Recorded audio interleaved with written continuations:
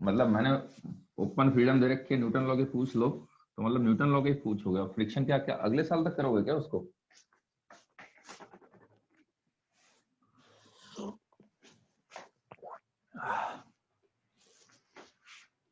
देखो भाई, जो भी डाउट है भेज चुके होगे आप लोग,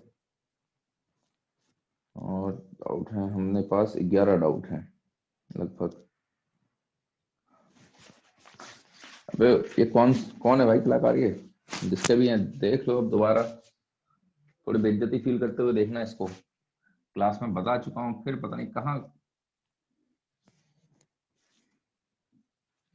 अल्फा बीटा ये दे रखा है, ये करके यहाँ पर चेन टांग रखी है ऐसे करके रोप।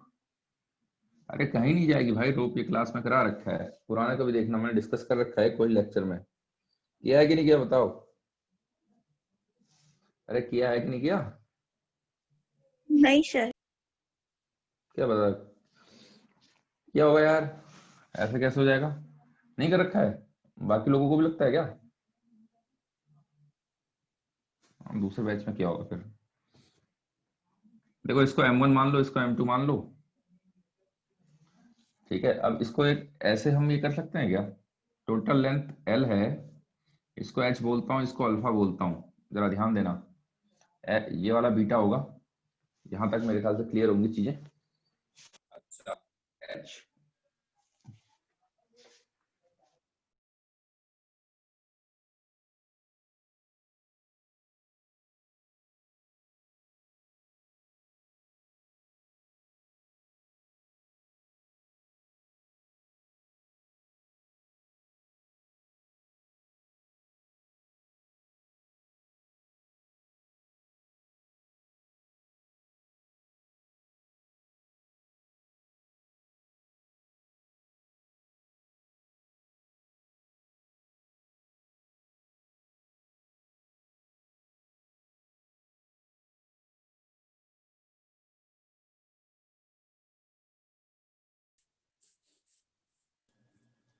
ठीक है।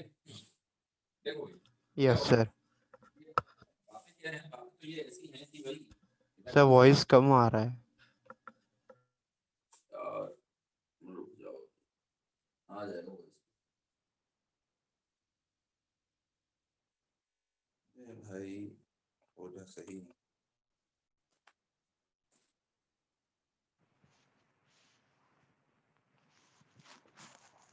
अब अब सही है सर। सही है ना? तो देखो सिचुएशन क्या है, ये जाएगा तो सिस्टम या तो इधर जाएगा या तो इधर जाएगा। इधर को आ जाएगा, क्या आएगा? अब आप जानते हो M1G का साइन अल्फा आता है कि नहीं आता? इधर को कॉस आता है, इधर को साइन आता है, कहीं फ्रिक्शन विक्शन नहीं है उसमें। इधर को अब ऐसे समझ लो, ये प्रॉब्लम ऐसी है, M2G का साइन बीटा आ जाएगा। अब जो ज्यादा होगा उसकी ओर को भाग जाएगा। अब गेम है, या तो इधर को जाएगा या इधर को जाएगा। यही सिचुएशन ना, हैवी रोप है वो, तो ये सिचुएशन इक्विवेलेंट है इसके। ये अब हल्की हल्की रोपे हैं, लाइट रोप है, मासलेस। अब गेम है भाई, M1 साइन अल्फा ज्यादा हो रहा है कि M2 साइन बीटा ज्यादा हो रहा है, इसकी कहानी है। अब एक काम कर लेते हैं, इसकी थोड़ी देर के लिए लेंथ बोल देते हैं L1, इसकी लेंथ बोल देते हैं L2। अब क्या करना है, हमें इसको कॉमन टर्म में लेके आना है। तो मेरे ख्याल से L1 का साइन अल्फा, जरा ध्यान देना, L1 का कॉस, L1 का साइन अल्फा H होगा, और यही L2 का साइन बीटा बनेगा। ये देखो जरा ध्यान से देखो, ये वाले राइट एंगल ट्राइंगल में L1 का साइन अल्फा H बना, L2 का साइन बीटा H बना। क्लियर है? अच्छा, दूसरा M1 क्या हो जाएगा, ऐसे देख लो, L लेंथ में M मास है, L लेंथ में M मास है, टोटल लेंथ L दे रखी है, तो यूनिट लेंथ में M बाई L हो जाएगा। L1 लेंथ में मास हो जाएगा M by L into L1, इसको हमने M1 बोल रखा है। तो सेम तरीके से M by L into L2 बन जाएगा M2। ये हो गया। तो अच्छा, इसको भी फर्दर सब्स्टिट्यूट कर लो, इसको भी फर्दर सब्स्टिट्यूट कर लोगे तो कितना हो जाएगा, M बाई L, L1 को लिख दो, L1 को लिख दो H अपॉन साइन अल्फा, इसको लिख दो M by L H upon sine beta. अब जरा ध्यान से देखो, कि भाई मान लो इधर को जा रहा है, ऐसे करके एक्सेलरेट हो रहा है ए से, इक्वेशन क्या बनेगी, m1g sine alpha minus m2g sine beta is equal to net m1 plus m2 into a, ये बनता। अब इसको ऑब्जर्व करोगे आप, इसको ऑब्जर्व करोगे, उतना उधर जाने की वो भी नहीं होगी। m1g साइन अल्फा, m1 को लिखा आपने m by L h upon sine alpha g, और ये वाला साइन अल्फा सेम मैनर में m by L h upon sine beta g sign beta. देखो जरा ध्यान से, क्या ये कट जाएंगे कि नहीं कट जाएंगे? तो उसके बाद पूरा टर्म जीरो हो गया कि नहीं हो गया? यही टर्म जीरो आ जा रहा है, तो ऑब्वियस सी बात है आपका एक्सेलरेशन जीरो आएगा, नेट फोर्स जीरो हो जा रहा है ना, नेट फोर्स जीरो हो गया तो आपका एक्सेलरेशन भी जीरो आ जाएगा। अरे समझ में आई बात कि नहीं आई? हाँ सर। ठीक है, अब इसका खींचो स्क्रीनशॉट। इनफैक्ट मैं एक काम कर लूंगा, मैं फोटो खींच लेता हूं तो मैं लास्ट में सेंड कर दूंगा ये जो जितने भी डाउट हैं, ठीक है? टाइम बच जाएगा थोड़ा सा, और कुछ नहीं होगा, बाद में आप करते रहना कॉपी।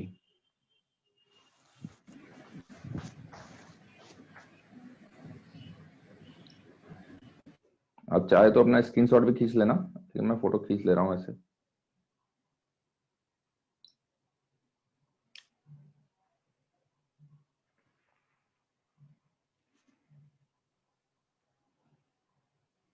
ठीक हो गया।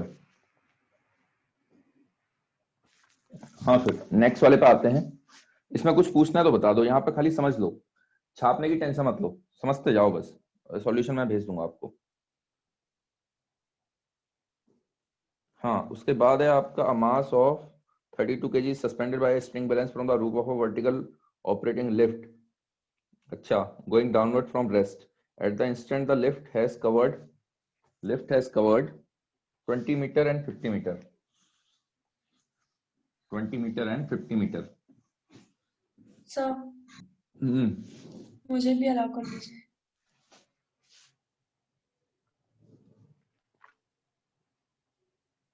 ठीक है, अब क्या कह रहा है वो, किसी इंस्टेंट पर क्या हो रहा है, किसी इंस्टेंट पर, देखो क्वेश्चन है F5 देखो उसमें कहीं F5 दे रखा है, न्यूटन लॉ का ही है, बॉडी सस्पेंडेड, F5 है प्रॉब्लम, F5 स्प्रिंग से सस्पेंड कर रखी है, यहाँ पे स्प्रिंग होगा, ठीक है, इससे एक बॉडी सस्पेंडेड है, ठीक है, 32 kg की है, 32 kg की है body, vertically operating lift and is going downward from rest, ये नीचे को जा रही है lift, at the instant the lift has covered 20 meter and itna the spring balance showed has covered 20 meter, अच्छा, the velocity of the lift is decreasing increasing, ये। अब देखो रेस्ट से चालू कर रही है, अब जरा सिचुएशन देखना,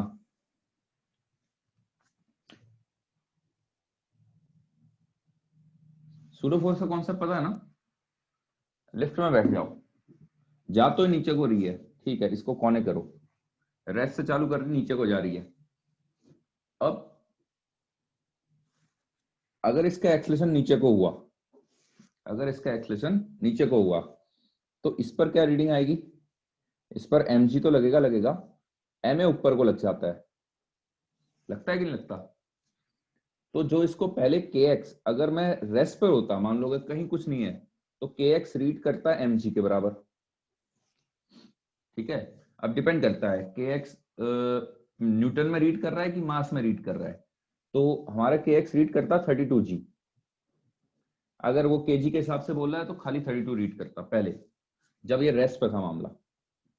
जब ये a से नीचे को जा रहा है, इस केस में क्या हो जाएगा, kx रीड करेगा, जरा ध्यान देना, kx ऊपर को लगेगा, kx तो हमेशा ऊपर को लगने वाला है, kx डैश बोल दो, इस बार रीडिंग आएगी mg माइनस ma, जब नीचे को एक्सेलेरेट करता तो सूडो फोर्स ऊपर को लग जाएगा, तो बेसिकली क्या हो जाएगा, mg माइनस ma हो जाएगा। देखो 1 2 3 को बैलेंस करो, सूडो फोर्स कब लगाते हो, जब आप इसके फ्रेम से लिखना चालू कर देते हो।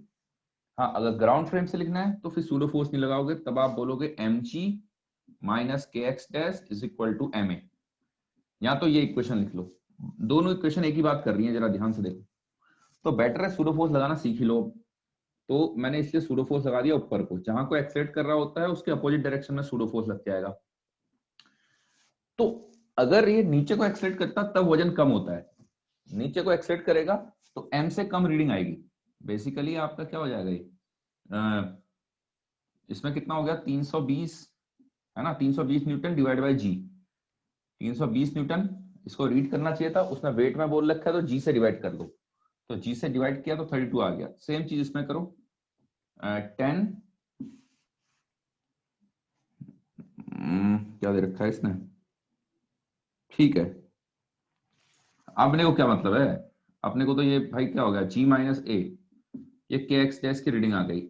इन terms of mass, in terms of मास क्या हो जाएगा, मास के टर्म्स में क्या हो जाएगा m g माइनस ए, ठीक है, अपॉन g हो जाएगा।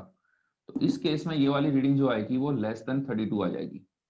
अगर ये ऊपर को एक्सेलेरेट करता है, कहने का मतलब क्या है, जा नीचे को रहा है लेकिन इसने ब्रेक लगाने चालू कर लिए, तो ऊपर को एक्सेलेरेट करेगा तो सूडो फोर्स नीचे को आ जाएगा, ऊपर को एक्सेलेरेट करेगा तो सूडो फोर्स नीचे को आ जाएगा। तो इस केस में k डबल डैश एक्स करता हूं तो ये हो जाएगा आपका m ji plus M A.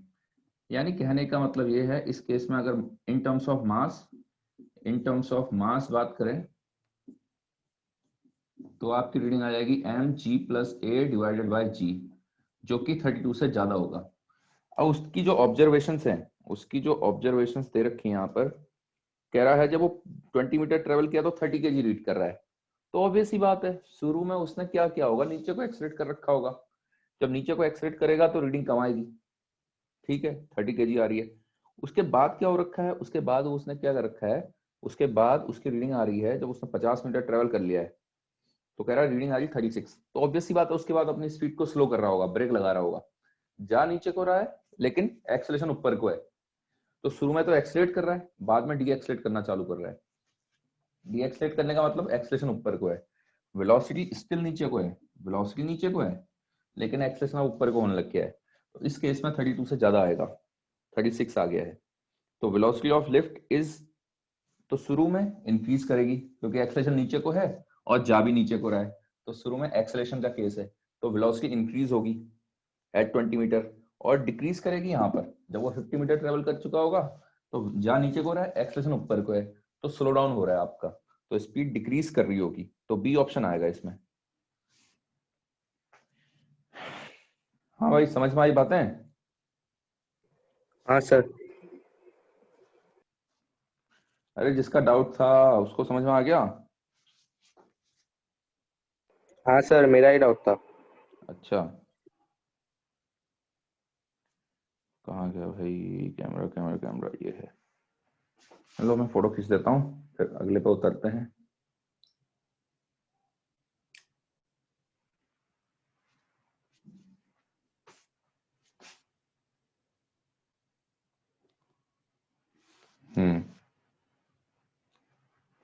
फिर अगले पे आते हैं भाई। अगला क्वेश्चन है आपका H2 है भाई, H2, हाँ H2 होगा। हे। क्या यार कमाल कर, तो इसमें किसी को कोई डाउट है, बता दूं उसको? ठीक है, कोई डाउट है तो पूछ लो। अब इसको सीख भी लो यार, ये होता है जी इफेक्टिव। जब नीचे को जाएगा जी की जगह पे कौन काम कर रहा है, देखो अगर रेस्ट पे होता है एमजी होता, अगर नीचे को एक्सेलेरेट कर रहा है तो ये आपका देखो जी माइनस ए काम कर रहा है, अगर ऊपर को जाएगा तो जी प्लस ए काम कर रहा है, जी की जगह पर जी प्लस ए काम कर रहा है। इसको बोलते हैं जी इफेक्टिव। बताया था क्या मैंने? ये मत कहना ये भी नहीं बताया था, पता नहीं बताया भी होगा कि नहीं बताया होगा।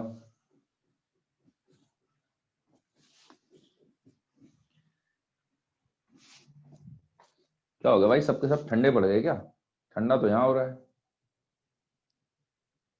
चलो देखो H2 देख लो, H2 में क्या कह रहा है, ये दे रखा है, ये दे रखा है, ये दे रखा है, ये 30 डिग्री है, ये m मास है, इसके ऊपर ये m, ये क्या कहना चाह रहा है वो कह रहा है रेस्ट पर ये क्यूबिकल ब्लॉक ऑफ ये incline also force that must be applied so that, वो कह रहा है इस पर कितना फोर्स लगाऊं ये m वाला इसके रिस्पेक्ट में रेस्ट पर रहे, m वाला इसके रिस्पेक्ट में रेस्ट पे रह जाए। याद आ रहा है कुछ? ये मैंने क्वेश्चन कराया था आपको, क्वेश्चन नहीं कराया था मैंने ये बताया था इसका एक्सलेशन क्या होना चाहिए।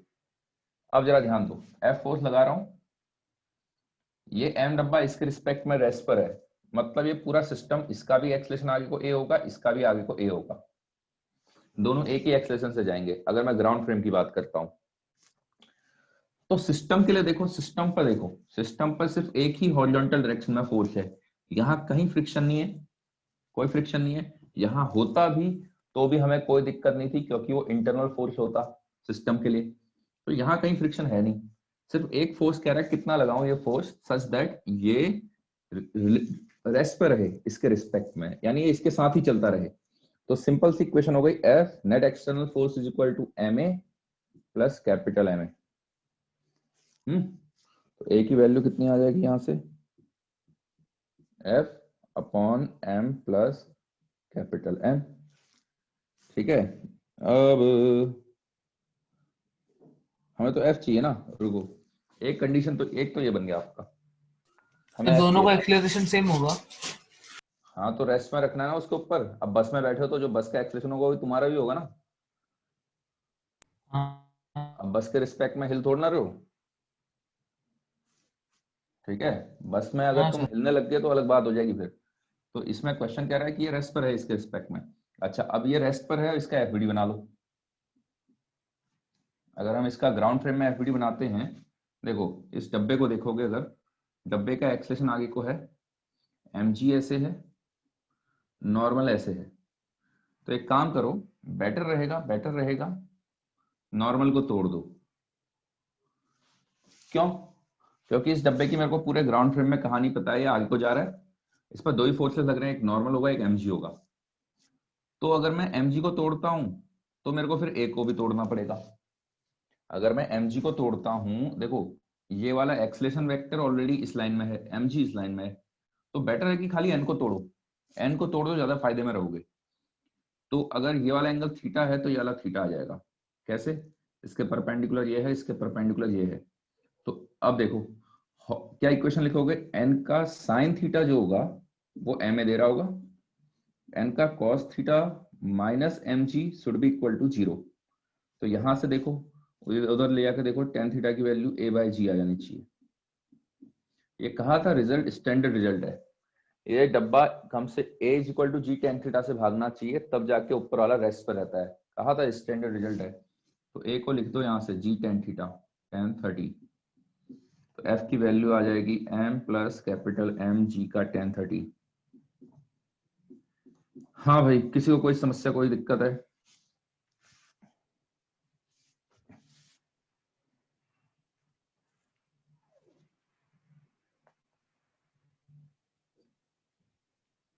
सर्वे से तुम्हारा डाउट था क्या? नहीं उसके बाद आपका रखा है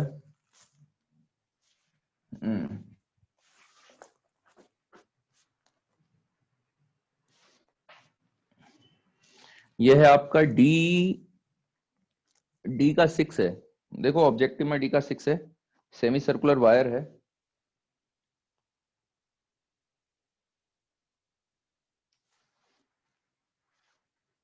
मतलब आप लोगों ने फ्रिक्शन अभी नहीं कर रखा है। अरे भाई ये समझो, तुम ऑलरेडी पीछे चल रहे हो, कम से कम थोड़ा अटैकिंग मोड में तो रहो।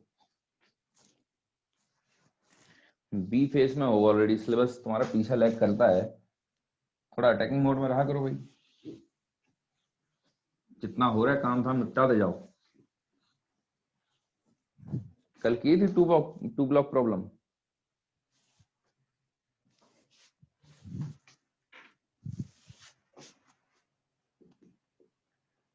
क्या हो गया सबको सन्नाटे में क्यों हो भाई, सबके सब है? ये दे रखा आपको, ये ओ कहीं सेंटर है, ये हो गया सिनेरियो, ए है, ये बी है, ये यू से जा रहा है नीचे को।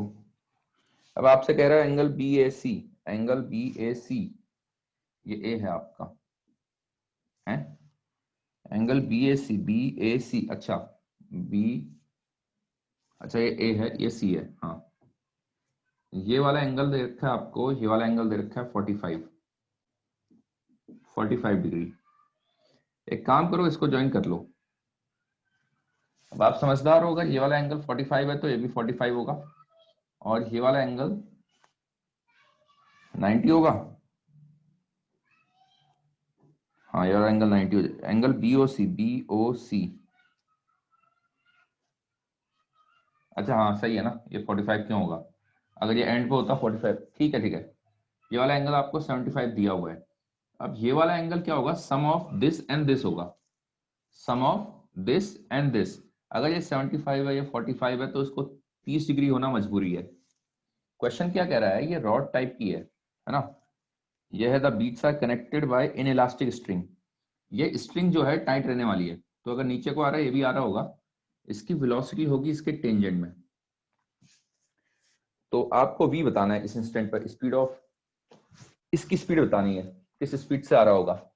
अब इस रस्सी को देखो, ये रस्सी की लेंथ बदल नहीं सकती है, ये u है, ये v ऐसे करके है। मेरे ख्याल से तो ये वाला टोटल एंगल 90 होगा, होगा ये वाला टोटल एंगल 90 होगा।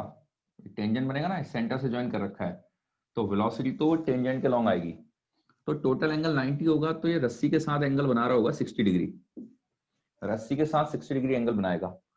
तो इधर को कितना कंपोनेंट आ जाएगा, v, ये वाला एंगल 60 हो गया, तो v का cos 60। और इसके लिए क्या हो रहा है सिनेरियो, इसके लिए ये वाला एंगल आ रहा है, देखो जरा ध्यान से देखना, ये वाला एंगल 45 बन रहा है, तो इधर को u का cos 45। अगर रस्सी की लेंथ फिक्स रखनी है, इनइलास्टिक है, मतलब वो खिंच नहीं सकती है, उसकी लेंथ फिक्स करवाना चाह रहा है बेसिकली वो, तो v का cos 60 और u का cos 45। स्ट्रिंग कंस्ट्रेंट में जो सबसे पहला क्वेश्चन कराया था मैंने, याद होगा, तो एक इतना ही टुकड़ा लिया था, तो बस ये वाले कंपोनेंट रस्सी के लॉन्ग सिर्फ एक ही टुकड़ा है, तो याले एंड की जितनी वेलोसिटी आ रही है उतनी ही वेलोसिटी याले एंड की होनी चाहिए रस्सी के लॉन्ग। तो ये हो गया यहाँ से v cos 60 half u by √2, तो v की वैल्यू आ जाएगी √2u। अरे पल्ले पड़ी बातें, अबे जिसका डाउट है यस कम सर। से कम, हाँ वो तो बोल दे, कोई भी बिल्कुल शर्मा के बैठा हुआ है। ठीक है, ये हो जाएगा आपका।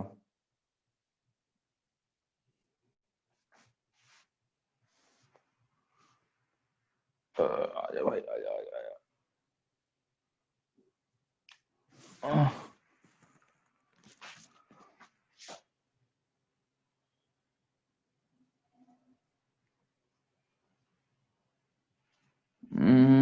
वी का cos 45, नहीं भाई ये गलत हो जाएगा तुम्हारा, तुमने एंगल, वो 45 नहीं बनेगा ना, जरा ध्यान दो, पहले मैं भी वही गलती कर रहा था, ये 45 है तो 45 तब बनता ना, जरा ध्यान दो, ये दोनों साइड बराबर थोड़ी ना होंगी, ये ए अभी यहाँ पर नहीं पहुंचा है, अगर ये यहाँ पहुंचा होता, ये भी रेडियस होता, ये भी रेडियस होता, तो ये 45 बनते, अगर ये 45 है तो ये भी 45 हो जाता, वही गलती मैं भी कर रहा था अभी। तो ये वाला, ये अभी रेडियस नहीं है ना, छोटा है अभी। अरे जिसका डाउट था ये, समझ में आ गई बात, सर नहीं समझा। हाँ सर। कि भाई ये वाला 45 मान के ये वाला 45 तो तब लिखोगे जब ये दोनों साइड बराबर होंगी, तो ये वाली दोनों साइड बराबर थोड़ा ना है, ये रस्सी अभी एंड पर थोड़ा ना दिखा रखी उसने, रस्सी तो कोई सर रास्ते में है। हाँ उससे नीचे डायरेक्ट एकदम बी पॉइंट से वर्टिकल लाइन खींचा, उसको बी पॉइंट 45 से डिग्री लिखा है कहाँ लिखा है इंटीरियर 45, एंगल से। अरे ये वाला 45 दे रखा है आपको, ये वाला 75 दे रखा है।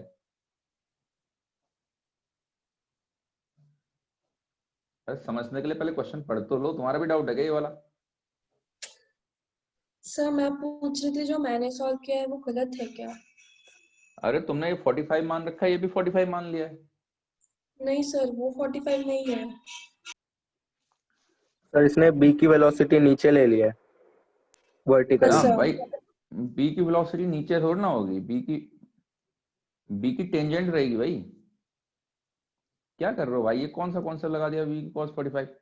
अरे ये थोड़ा ना कॉन्सेप्ट होता है, तुमने ये 45 तुमने क्या कर रखा है, तुमने ये u मान रखा है, इधर v का cos 45 कुछ बना के इन दोनों को इक्वेट कर लिया। अरे इससे थोड़ा ना फर्क पड़ेगा, रस्सी की लेंथ, इससे रस्सी की लेंथ के बारे में क्या पता चल रहा है, हम पर कंडीशन क्या है कि रस्सी की लेंथ चेंज नहीं होनी है, तो जो भी तोड़ोगे रस्सी के लॉन्ग तोड़ोगे ना, अपने हिसाब से कोई भी दो कंपोनेंट को इक्वल मत कर लिया करो कोई भी डायरेक्शन में। मैं चाहूं तो मेरी मर्जी आएगी तो मैं तो ये वाला v का sin 60 और u का cos 45 इक्वल कर दूंगा, u का sin 45 और v का sin 60 को इक्वल क्यों नहीं कर रहा हूं मैं? अरे उससे थोड़ा ना फायदा होगा। रस्सी के अलॉन्ग देखो, रस्सी के अलॉन्ग क्या क्या कंपोनेंट आ रहे हैं, हाँ सर समझा। ठीक है, तो रस्सी के अलॉन्ग जो जो कंपोनेंट आ रहे हैं उसको इक्वल करना होता है। ये इससे थोड़ा ना पता चल रहा है कि रस्सी की लेंथ बदल ली है कि नहीं बदलेगी इनको इक्वल करने से। वो तो रस्सी के लॉन्ग देखोगे तो रस्सी के लॉन्ग कंपोनेंट ये और ये इक्वल होंगे हमेशा। स्ट्रिंग कंस्ट्रेंट में वेलोसिटी ब्रेक होती है रस्सी के अलोंग और रस्सी के परपेंडिकुलर। परपेंडिकुलर वाले से कोई मतलब नहीं होता, रस्सी के अलोंग जो कंपोनेंट आ रहा है वो रस्सी की लेंथ चेंज कराने में काम करता है। चलो भाई, इसके बाद कौन कलाकार है, किसका है ये question? If the block be in the system, acceleration find out करना होगा। चलो मिटा रहा हूं मैं, ठीक है।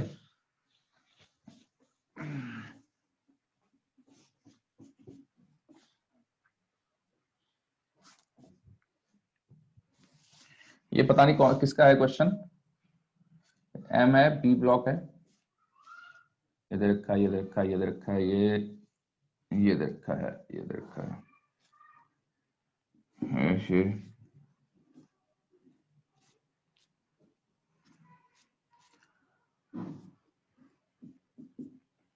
ये सिनेरियो दे रखा है 3m। हाँ, सबसे पहले तो देखो एक रस्सी, एक रस्सी, एक रस्सी, एक रस्सी, एक रस्सी, इस पर टेंशन लगा। मान लो आगे को बी से आ रही है, नीचे को ए से जा रहा है, यहां पर टेंशन, यहां पर टेंशन, यहां पर टेंशन। इस पुली को देखो, यहाँ को नीचे को 2t आ जाएगा, इस पर ऊपर को 2t आ जाएगा। पहले तो इतना समझो, ये डिस्ट्रीब्यूट करना आया समझ में, टेंशन का समझ में आया, टी टी टी टी, यहाँ टी आएगा, हाँ यहाँ टी सर। आएगा। पुली का एफडी क्लियर है, टी टी 2t, तो इस पर 2t ऊपर को लग जाएगा, ठीक है, ये यहाँ भी टी और इस पर 3mg। तो भाई इसके लिए तो इक्वेशन, एक तो इक्वेशन है बी वाले डब्बे के लिए, इक्वेशन लिखता हूं तो t is equal to M B. A वाले डब्बे के लिए इक्वेशन लिखता हूं, ए वाले डब्बे के लिए इक्वेशन लिखूंगा तो 3mg minus 3t is equal to 3ma। ये आ गई आपकी दो इक्वेशंस। अब इक्वेशन 2 है, अननोन 3 है, इक्वेशन 2 है, अननोन 3 है, तो एक कहानी आएगी स्ट्रिंग कंस्ट्रेंट से। अब स्ट्रिंग कंस्ट्रेंट से देखो जरा ध्यान से, ये आया, ये आया, ये आया, ठीक है, ये वाला फिक्स था, ये था आपका। मेरे ख्याल से इसको L1 बोल सकते हो, L2 बोल सकते हो, L3 बोल सकते हो, या मैंने एक ही तरीका बताया ना आपको, एक ही तरीका बता रखा है कि दो तरीके बता दिए? एक ही बताया ना, ठीक है।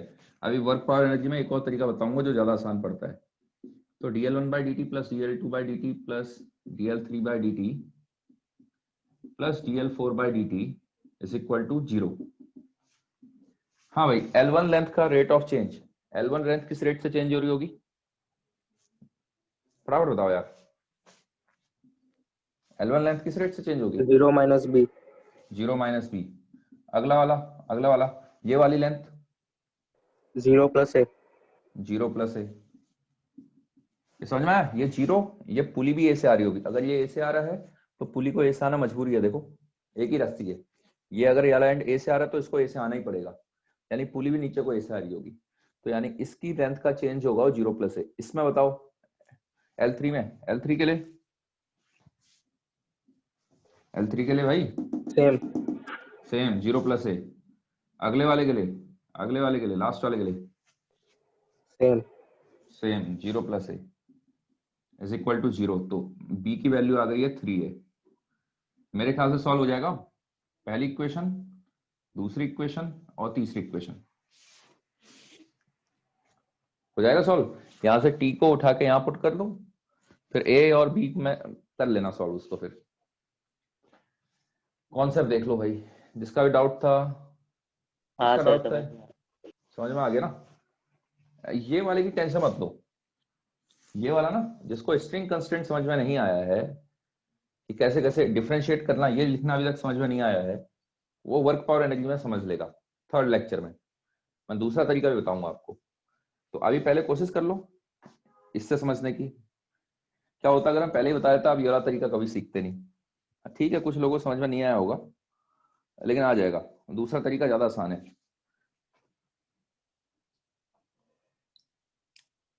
चलो भाई अगले पे आ जाते हैं। अगला किसका है और कौन सा क्वेश्चन है? हाय, ये खतरनाक वाले कौन पूछ रहा है भाई, ये कलाकार इंसान। हम्म। चलो ये भी सही, पूछ ही रहे हो तो पूछ ही लो फिर। अब देखो किसी ने बहुत बढ़िया से कहीं से तो अच्छा सा स्क्रीनशॉट लेके मेरे को भेजा हुआ है। सबसे साफ सुथरा स्क्रीनशॉट इसी का है, इंसान का। इसने कहीं से तो लैपटॉप से किसी से तो किया है। कौन है भाई कलाकार, बता दो, तुम्हें पता चल गया होगा। मैं तुम ईशान। ईशान, कहाँ गया स्क्रीन घुमाने वाला?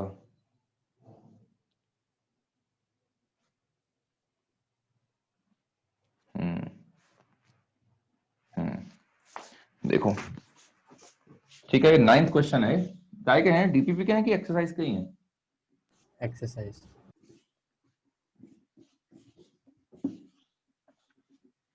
ऐसे क्वेश्चन भेजो जरा, पढ़ने में मजा आता है। कितना क्लियर कट दिख रहा हो। हिंस कंस्ट्रक्शन कंसिस्ट ऑफ ये दे रखा है, ये दे रखा है, ये ये ये ये ये ये ये ये ये ये ये वाला जा रहा है आपका बी से।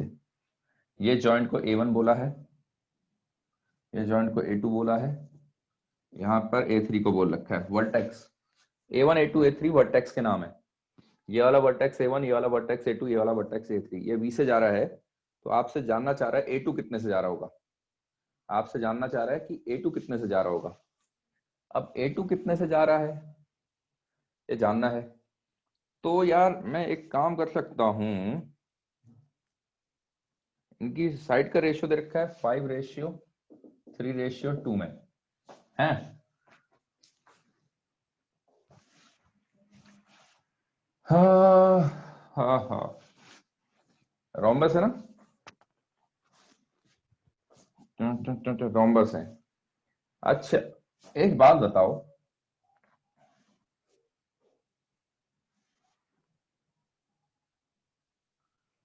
अगर मैं इस लेंथ को L1 बोलता हूं है, इस लेंथ को L2 बोलता हूं, इसको L3 बोलता हूं, क्या होगा? अच्छा ये वाली लेंथ अगर कुछ कुछ है, कुछ भी मान लो 5 है, चलो मान लो 5 ही मान लो, और लो 5:3:2 दे रखा है, तो 5 है तो 5 का ये क्या बनता, 5 का ये, 5 का ये। अच्छा ये थीटा होगा तो ये थीटा होगा तो ये थीटा होगा, ये तीनों थीटा होंगे, समझ में आता है क्या? बाय सिमेट्री, भले ही अलग अलग वो हैं, लेकिन ये किसी भी टाइम पर एंगल सेम बनाएंगे। पहले तो इतना पकड़ में आना चाहिए। Yes sir. Yes sir. ये समझ में आता है ना? क्यों बनाएंगे? शुरू में देखो, शुरू में बिल्कुल थीटा 90 होगा, जब ये पिच का हुआ होगा थीटा 90, और ये खींचते जा रहे हैं खींचते जा रहे हैं, इवेंचुअली ये थीटा जीरो की ओर को आएगा। तीनों रोम्बस की खास बात ये रहेगी कि एंगल बराबर बराबर बना रहे होंगे। तो अगर ऐसा सिनेरियो है, ये बनेगा 5 का कॉस थीटा, 5 का कॉस थीटा। कहने का मतलब है L1 प्रोपोर्शनल होगा 5 के, L2 प्रोपोर्शनल होगा k टाइम्स ऑफ 3 के। वो कांस्टेंट मैंने मान लिया, वो कांस्टेंट क्या हो जाएगा, क्लियर है ना? 3 का कॉस थीटा, 3 का कॉस थीटा, एक्चुअल में कॉस थीटा आएगा 6 कॉस थीटा आ जाएगा। ये 10 का कॉस थीटा, लेकिन ठीक है प्रोपोर्शनलिटी में ये चल जाएगा आपका। या प्रॉपर लिख ही देता हूं यार, तुम हटाओ, पहले वाले को लिख लो आप, 5 का कॉस थीटा इंटू 2 लो, 3 का कॉस थीटा इंटू 2, L3 आएगा आपका 3 का साइन थीटा, 3 का 2 का कॉस थीटा इंटू 2। ये सिनेरियो रहेगा। अच्छा A3 के लिए क्या बोल सकता हूं मैं, A3 के लिए A3 जिस रेट से X3 चेंज हो रहा होगा, क्या ये है कि नहीं है, क्या V की वैल्यू dx3/dt है कि नहीं है? क्या V की वैल्यू जिस रेट से ये वाली लेंथ चेंज हो रही होगी, ये वाला पॉइंट जिस रेट से आगे जा रहा है वो V है, तो मैंने उसको लेंथ को बोल दिया x3। x3 क्या है, इन सबका सम हो जाएगी, इस सबका सम हो जाएगी, बेसिकली कितना हो जाएगा ये है, कितना 10 20 का है 20, तो डिफरेंस है d/dt ऑफ 20 का cos थीटा। ठीक है, तो 20 d cos θ/dt, रहने दो इसको, मत करो डिफरेंशिएट, यहीं पर छोड़ दो, ठीक है ना, यहीं पर छोड़ दो इसको। अच्छा A2 के लिए कहानी क्या है, A2 के लिए बातें आएंगी जब हम A2 कोऑर्डिनेट की बात करेंगे। तो ये वाले लेंथ को x2 मान लो, तो हमें जो निकालना है VA2, ये dx2/dt होने वाला है, और x2 कितना हो जाएगा, x2 हो जाएगा L1 + L2, 10 + 16, तो यानी d16 cos θ/dt। तो 16 तो बाहर आ जाएगा, कांस्टेंट है, थीटा को बाहर नहीं कर सकते हो भाई, ठीक है ना, थीटा को बाहर नहीं कर सकते हो क्योंकि थीटा तो वेरिएबल है, ठीक है ना, थीटा तो वेरिएबल है आपका, तो उसको बाहर तो आप नहीं कर सकते हो, तो ये सिनेरियो हो जाएगा। अच्छा d ये कितना है, इसकी वैल्यू मैं लिख सकता हूं, इसकी वैल्यू मैं लिख सकता हूं 16 v/20, तो कितना हो गया 4/5v आ गया। हाँ भाई समझ में आई बातें, कैसे कर रखा है। मैं A1 की भी निकाल सकता हूं, A1 के लिए क्या करना है, सिंपली L1 को डिफरेंशिएट कर दो, तो 10d cos θ/dt बन जाएगा, तो ये सिनेरियो हो जाएगा। Yes, sir.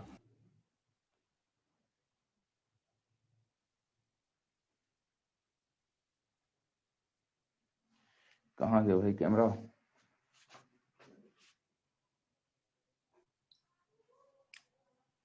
ठीक है चलो आगे बढ़ते हैं।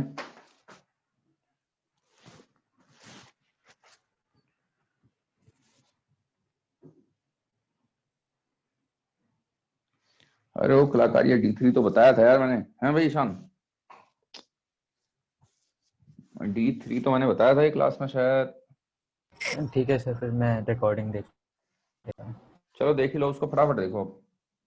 चलो एक काम करना, जब मैं वर्क फॉर एनर्जी के थर्ड क्वेश्चन पे पहुंच जाऊंगा ना, ये स्ट्रिंग कंस्ट्रेंट का एक बता रहा हूँ, तब मेरे को याद दिलाना D3, ये वहां पर बता दूंगा, ओके सर। ठीक है, तीसरे चौथे लेक्चर में पड़ेगी जरूरत। फिर उसके बाद क्या कह रहा है, उसके बाद H3 देखो, यहाँ पर छापने की मत सोचो, ये जो आपके डाउट सॉल्व कर रहा हूँ समझने की कोशिश करो, मैं भेज दूंगा इसके वो, बाकी रिकॉर्डिंग तो है ही आप पर। तो देखो ये है आपका H3, ये थीटा है, ये m है, कह रहा है इसको कितने से भगाऊं कि ये फ्रीली फॉल हो जाए। अगर इसको फ्रीली फॉल कराना है, हाँ भाई फ्री फॉल का क्या मतलब हो जाएगा, कंडीशन क्या है फ्री फॉल की, इसको कितने से चलाऊं कि ये फ्री फॉल हो जाए, कैसे बताओगे कि फ्री फॉल होने लग गया है?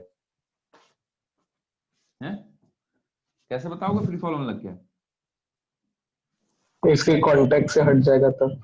कॉन्टेक्ट से हट जाएगा, बेसिकली नॉर्मल का जीरो होना बताएगा कि फ्री फॉल हो गया है ना, इतना समझ में आता है।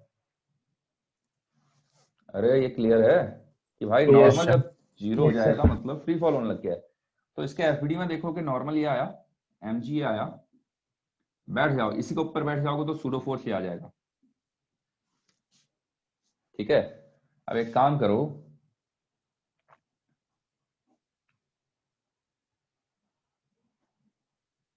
ये वाला एंगल थीटा है ना, हमें क्या निकालना है, एक का, ताकि नॉर्मल जीरो हो जाए।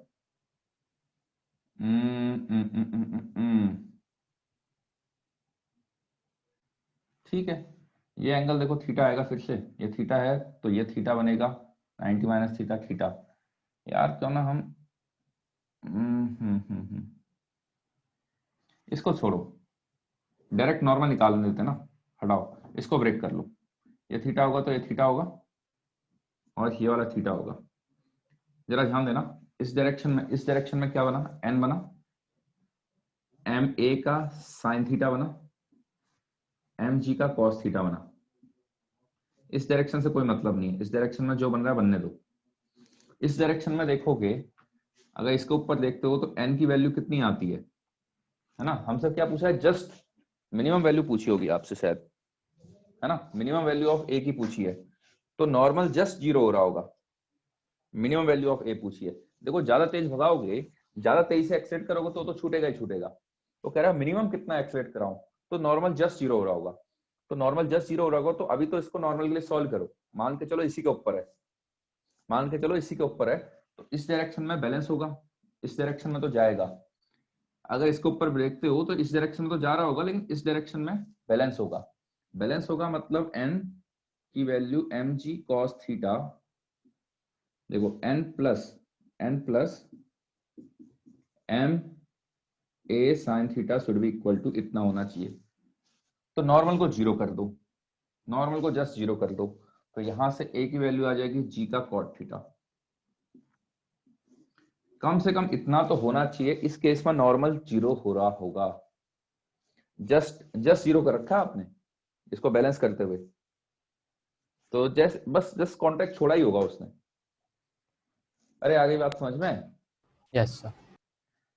तो ये यस इस सर। पर चलो फिर आगे बढ़ते हैं।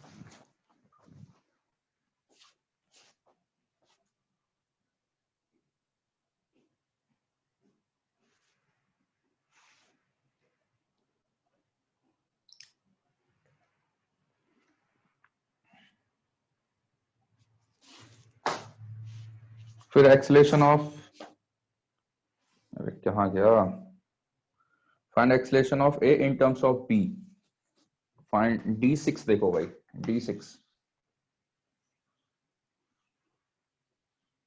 अच्छा हाँ ये भी तो इसका है।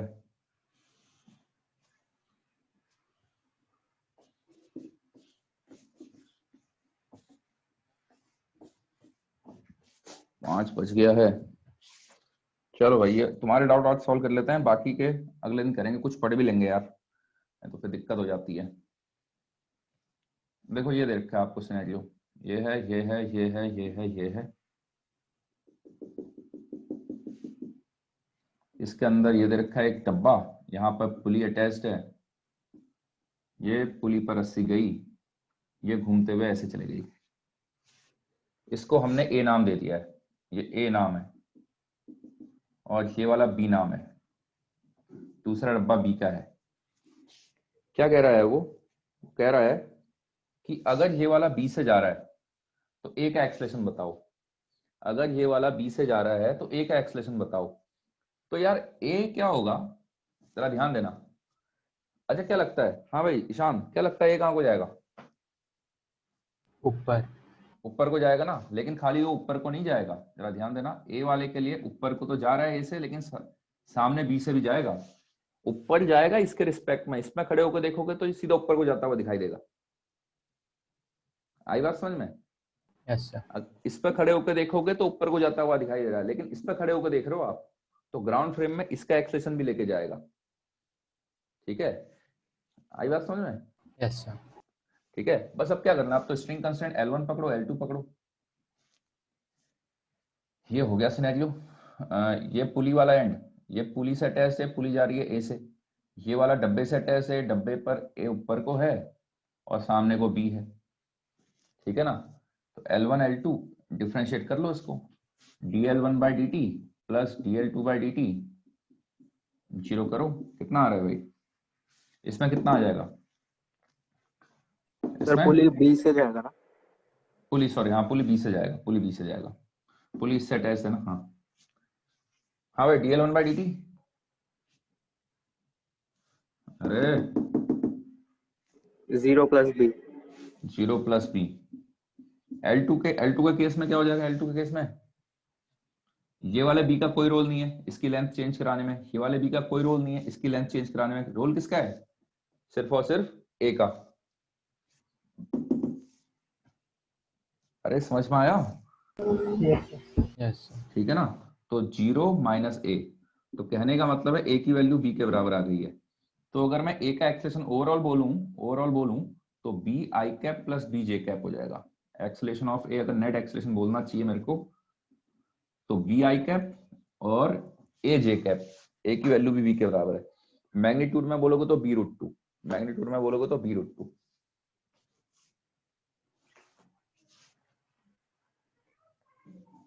ऊपर जाएगा लेकिन इसके रिस्पेक्ट में, ग्राउंड फ्रेम में वो आगे भी जाएगा। ये कैसे पता चलता है? इस पे बैठ के देख जाओ ना, इस पे बैठ के देखोगे यार ऊपर को जाता हुआ दिखाई देगा खाली। अब ये भी तो जा रहा है आगे को, तो ग्राउंड फ्रेम में तो ये भी चल रहा होगा। आप बस की सिनेरियो देख लिया करो ना, बस में आप हो, बस 50 मीटर पर सेकंड से इधर को जा रही है, उसके अंदर आप 50 से 5 से चल रहे हो इधर को, तो ग्राउंड फ्रेम में तो आप दोनों लेके चलोगे ना। इसको हमेशा इससे रिलेट कर लिया करो। चलो एक लास्ट बताता हूँ A6, फिर पढ़ते हैं थोड़ा सा। इसकी फोटो खींच लें।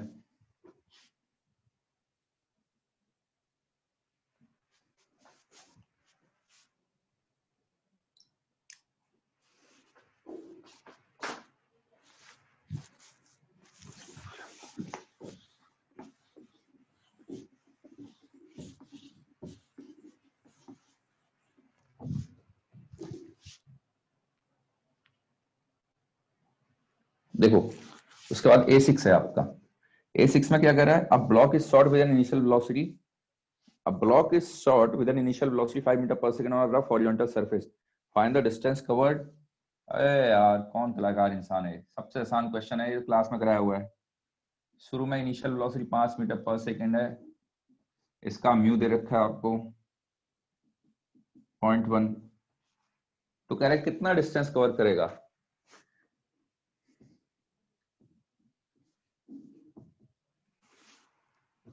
जहां मैं रहता हूँ वहां सबसे ऊंची बिल्डिंग है 5 मंजिले की, कभी कूदने का मन कर रहा है मेरे को। तुम्हारे जैसे लोगों का क्या क्वेश्चन है भाई? रेगुलर क्लास में करा रखा है क्वेश्चन, सबसे पहला क्वेश्चन था यार। काइनेटिक फ्रिक्शन में मैंने पहला दूसरा क्वेश्चन ही ये है मेरा। कैसे करोगे इसको ईशान? हाँ भाई, सर मेरा क्वेश्चन नहीं है। ये किसका है भाई? सर मेरे। तुम्हारा है विष्णु? हाँ सर। अरे भाई कौन सा नशा करने लग गए हो आजकल, हैं? क्या कर रहे हो? कैसे क्वेश्चन नहीं बन रहा तुमसे? क्या हो गया भाई? इनिशियल वेलोसिटी शॉर्ट कर रखा है, मतलब उसने उसको दे रखी होगी। अंग्रेजी पर ज्यादा मत जाओ, फिजिक्स समझो, उसकी भावनाओं को समझो। शॉर्ट विद एन वेलोसिटी, इतना मतलब शुरू में वेलोसिटी दे दी है उसको, ठीक है, 5 मीटर पर सेकेंड। फ्रिक्शन लग रहा होगा पीछे को। अरे विष्णु बाबू क्या हो गया तुम्हें? सर F के मेरा पीछे क्वेश्चन को। नहीं है।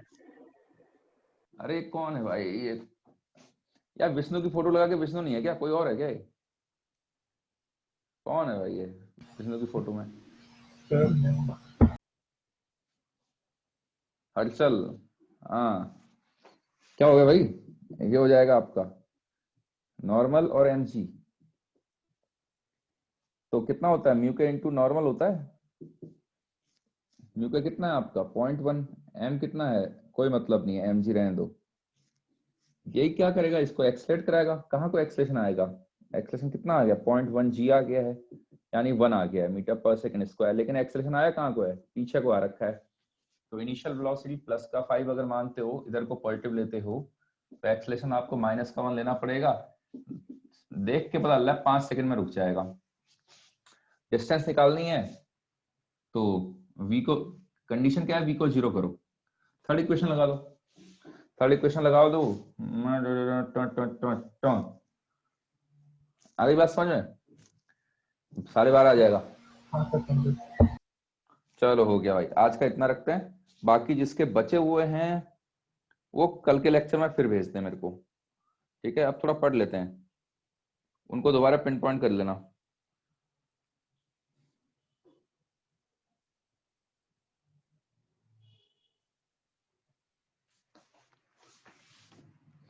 अब काइनेमेटिक्स से क्वेश्चन नहीं बता रहा हूं मैं। अरे यार इसकी तो फोटो भी नहीं खींच रहा मैं, इतना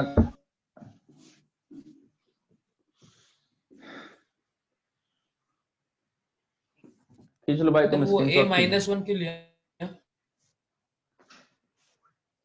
या सर्वेश तुम्हें क्या बीच बीच में क्या तुम्हें भी कोई वो लगता है क्या कि हाँ मैं हूं करके बताने के लिए, और बाकी टाइम मोबाइल ऑन करके भाग जाते हो तुम, मेरे को ऐसा लग रहा है हैं? नहीं सर। वो माइनस माइनस क्यों लिया है कि वन क्यों लिया है उसमें?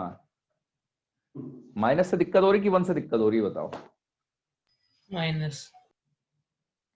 क्यों हो क्यों क्या होता है माइनस का साइन क्या इंडिकेट कर रहा है यहाँ पर, चलो बता दो। डीएक्सेलरेशन। माइनस का साइन कभी डी एक्सलेशन इंडिकेट नहीं करता। अगर मैंने यू को भी माइनस ले लिया ना तो दिक्कत हो जाएगी, फिर एक्सलेट कर जाएगी बॉडी। माइनस प्लस तो सिंपल डायरेक्शन बताता है, वेलोसिटी इधर को थी, एक्सलेशन पीछे को था, मैंने ये वाली डायरेक्शन पॉजिटिव मान ली, तो यू मेरे को प्लस का 5 लिखना पड़ा, ए माइनस का 1 लिखना पड़ा। डायरेक्शन से मतलब होता है, ए का नेगेटिव होना कभी डी एक्सलेशन नहीं बताता है। ए का नेगेटिव हो रहा है और वी भी नेगेटिव हो गया तो एक्सेलरेशन है पीछे की डायरेक्शन में, नेगेटिव डायरेक्शन में एक्सलेट कर रहा है।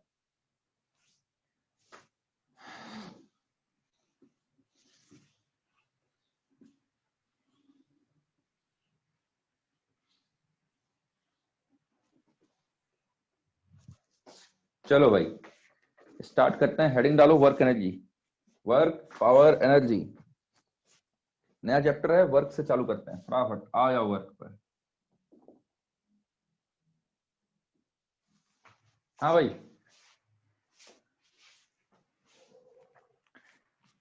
सबसे पहले तो डेफिनेशन लिखो इसमें।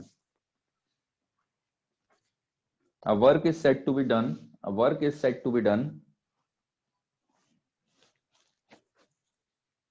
a work is said to be done by a force,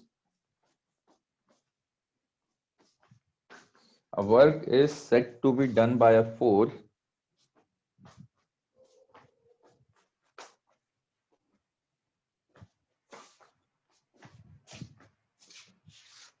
is done by a force when the sir वापस point बता। of a work is said to be done by a force, a work is said to be done by a force।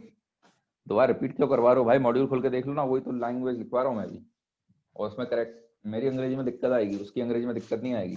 A work is said to be done by a force when the point of application of force, when the point of application of force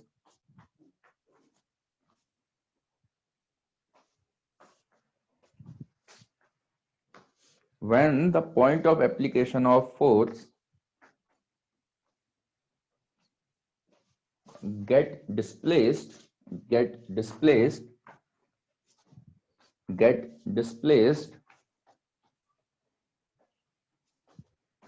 any direction, get displaced in any direction,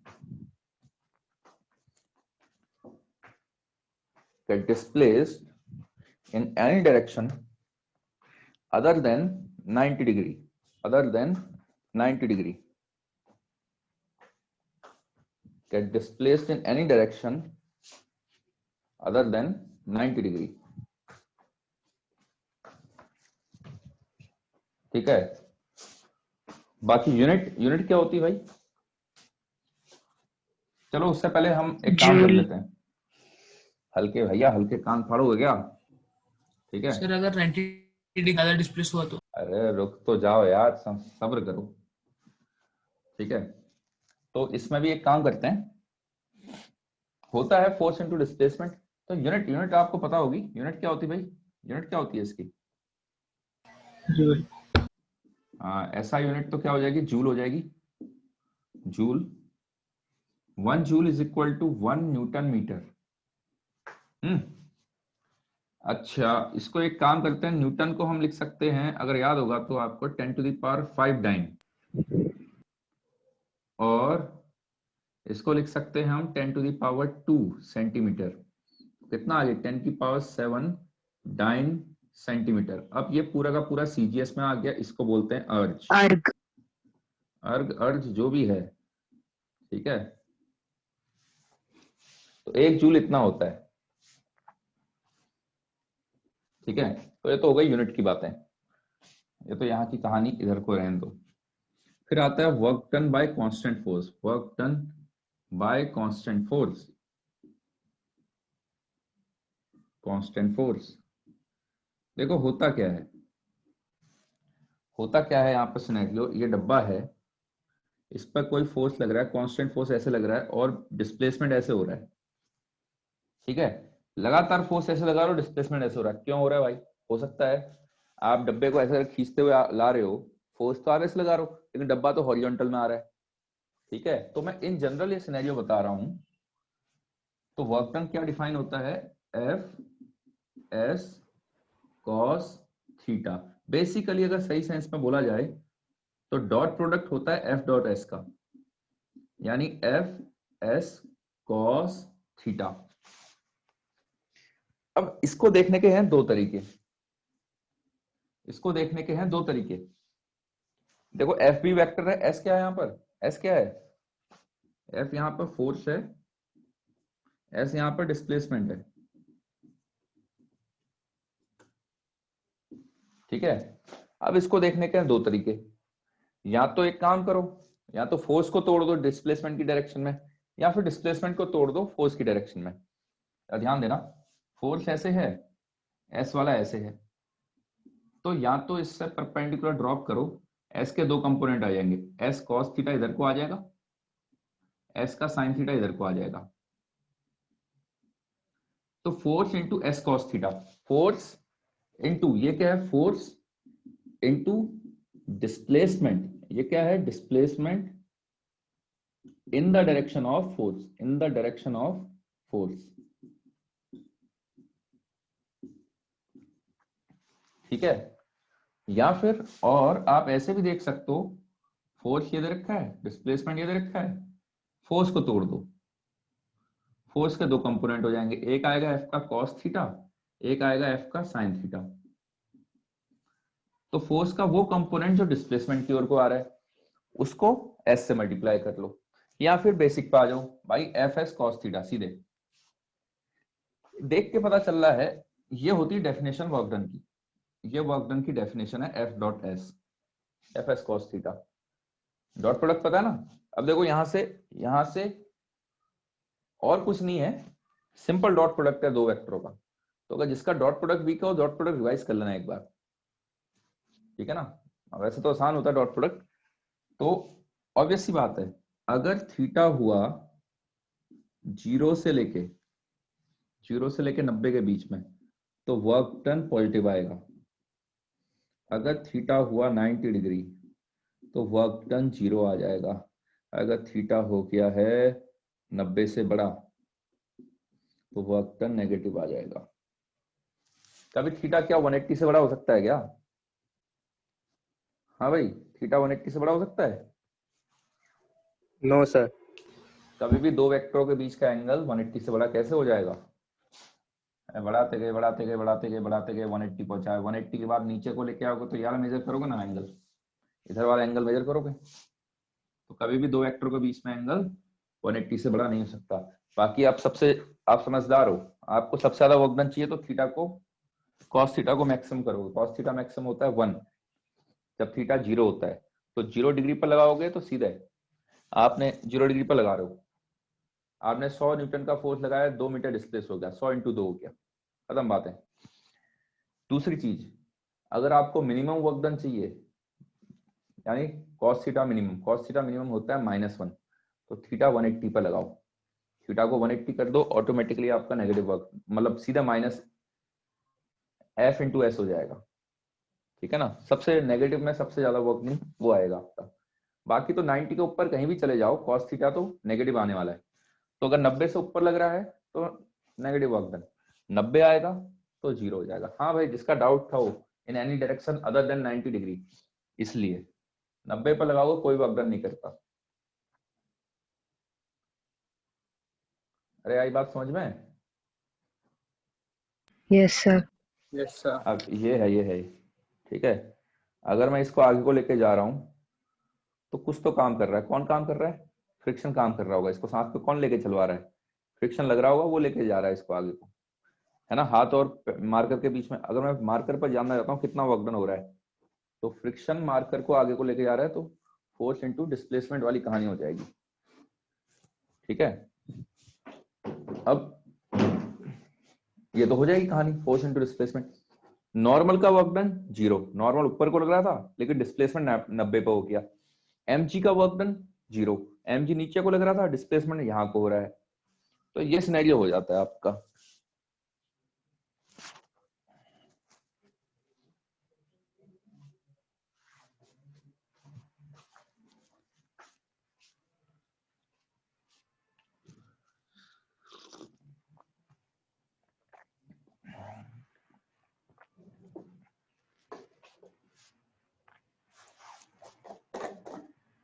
लिख लो भाई, इसको लिख लो, हो जाए तो बता देना।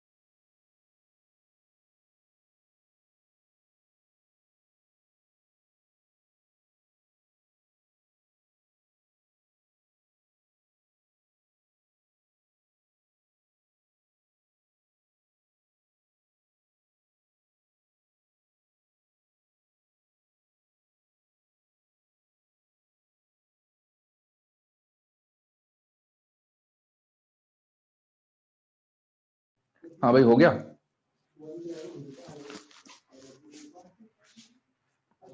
अरे हो गया, हाँ सर। ठीक है ठीक है, जिसका नहीं हुआ स्क्रीनशॉट खींचो फटाफट।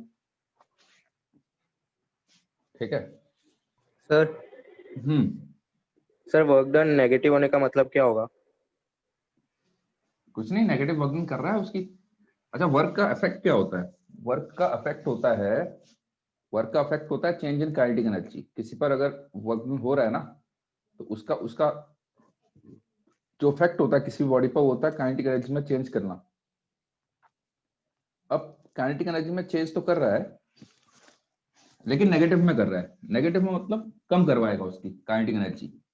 जैसे कि आप आज पता चल जाएगा, ठीक है। इफेक्ट ऑफ वर्क क्या होता है? इफेक्ट, वर्क का इफेक्ट क्या होता है किसी बॉडी पर काइनेटिक एनर्जी में चेंज लाना।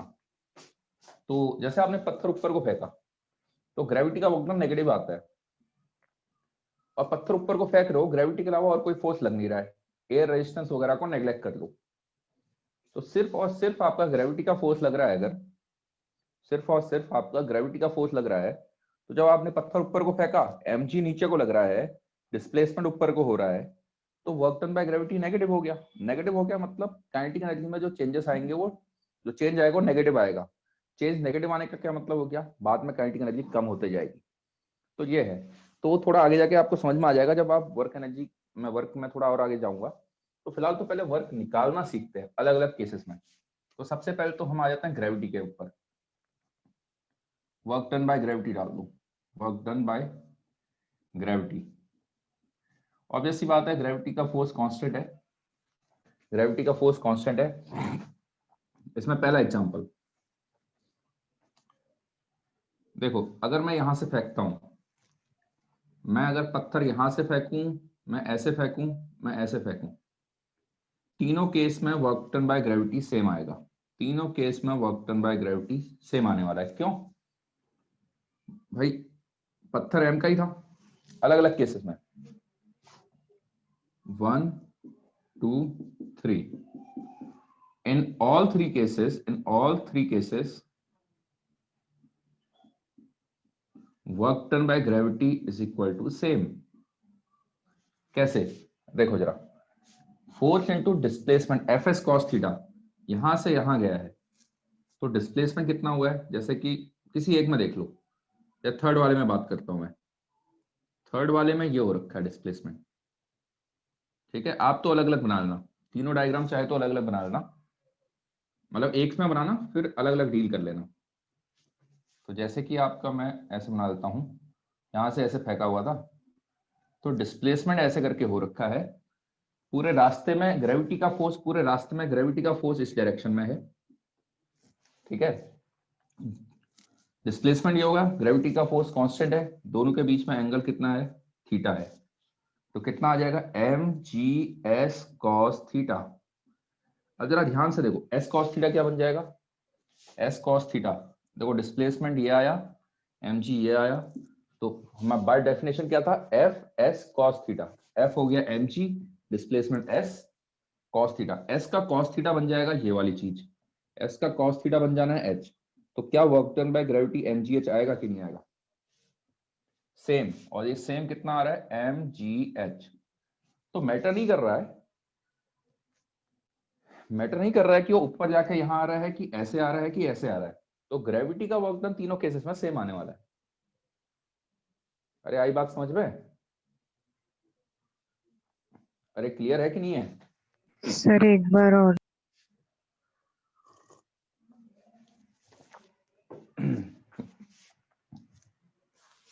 भाई फोर्स कांस्टेंट था, कांस्टेंट फोर्स में डेफिनेशन क्या है? एफ एस कॉस थीटा, ठीक है। कांस्टेंट फोर्स है कि नहीं? ग्रेविटी का फोर्स पूरे रास्ते में एमजी तो लग रहा है, तो फोर्स ऐसे लग रहा है हमेशा वर्टिकली डाउनवर्ड। डिस्प्लेसमेंट हो गया ऐसे करके, दोनों के बीच में एंगल मान लो, ठीक है। डिस्प्लेसमेंट ऐसे करके हो चुका है, यहां से ये लाइन ज्वाइन कर लो ना ऐसे वाली।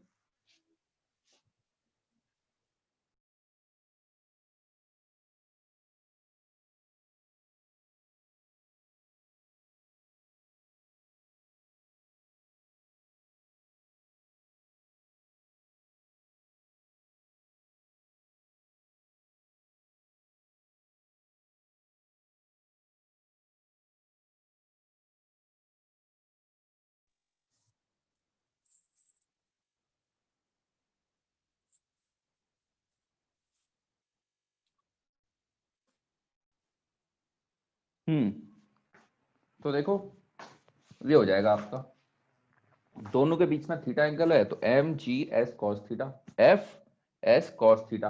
अब एस का कॉस थीटा क्या बन जाएगा, इस एस का ये वाला एंगल थीटा मान रखा है, ठीक है, तो एस का कॉस थीटा क्या बन जाएगा, एच।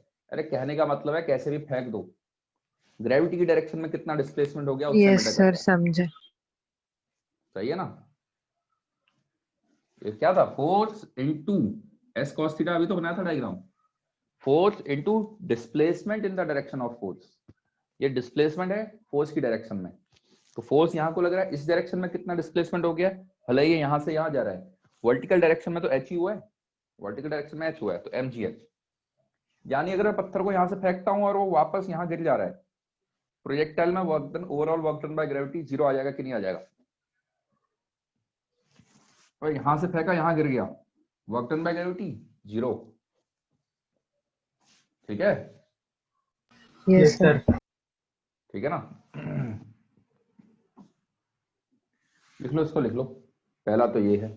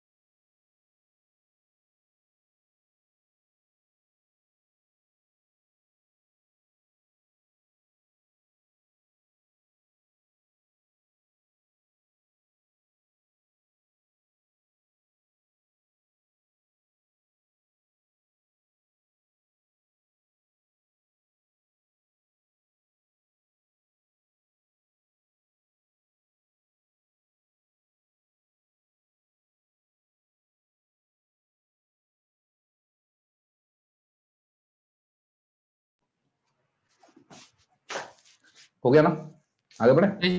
सर तो अरे स्क्रीनशॉट खींचो यार, हटाओ, चलिए, इतना समय लगा रहे हो क्या, फटाफट स्क्रीनशॉट खींचो फिर लिखते रहना, ऐसे तो हो गया फिर सिलेबस है कि बच्चे के हिसाब से चलने लग जाओ। कितना स्लो लिखते हो यार, हैं प्रवेश। चलो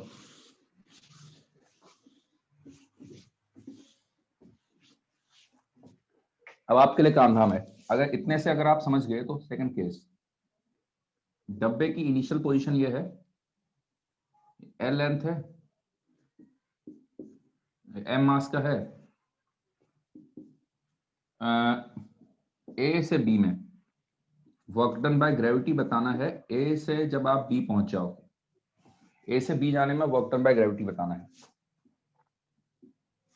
ठीक है। अगर आप बता सकते हो तो वर्क डन बाय नॉर्मल भी बता दो, ए से बी जाने में कोशिश करना, ठीक है। दूसरा क्वेश्चन,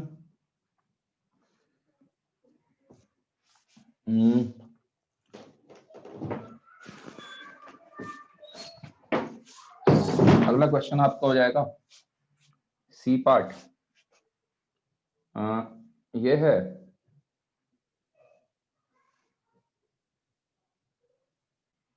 इसको यहां से हम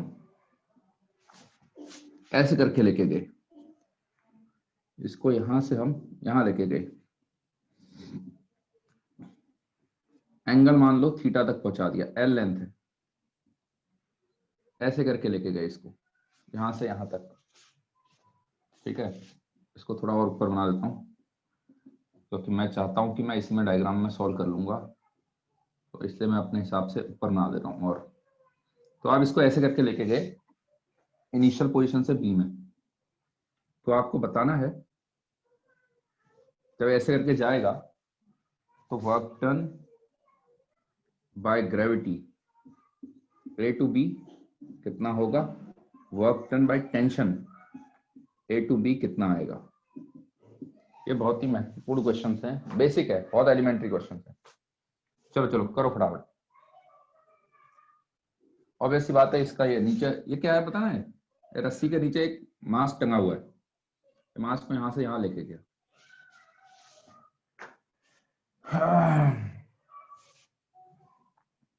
आप पर है 3 मिनट, दोनों कर लेना, सब कर लेना इसमें।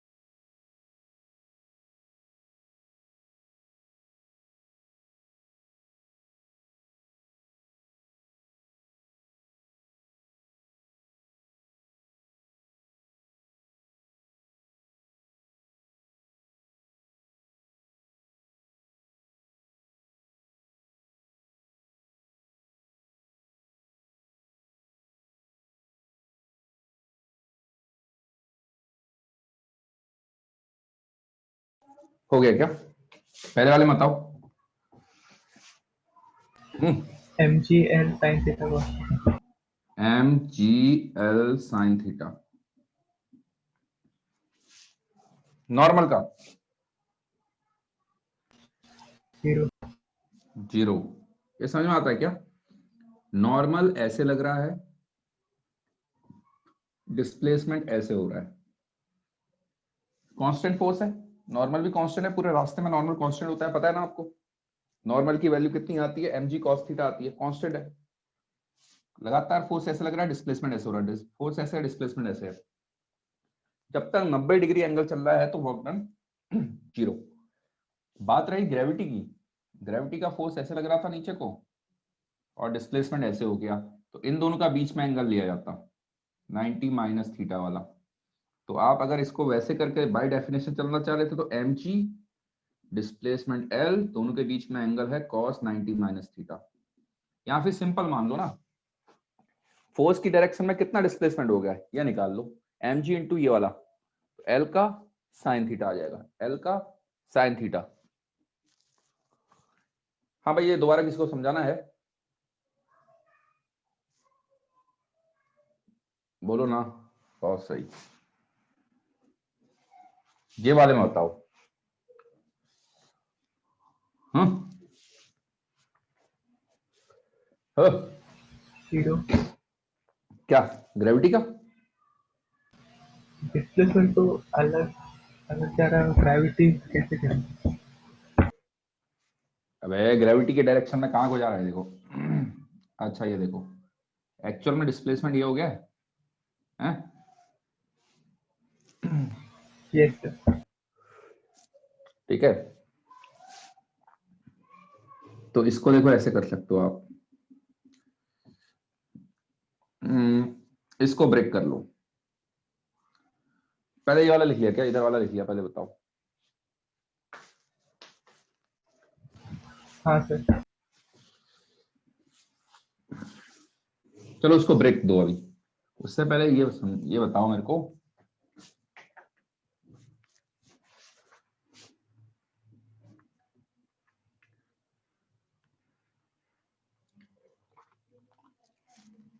अच्छा मान लो अगर यही डब्बा यहां से यहां लेके जा रहा हूं, एम मास का एल लेंथ लेके जा रहा हूं, तो वर्क डन बाय ग्रेविटी कितना बताओगे? ये वाला एंगल थीटा है,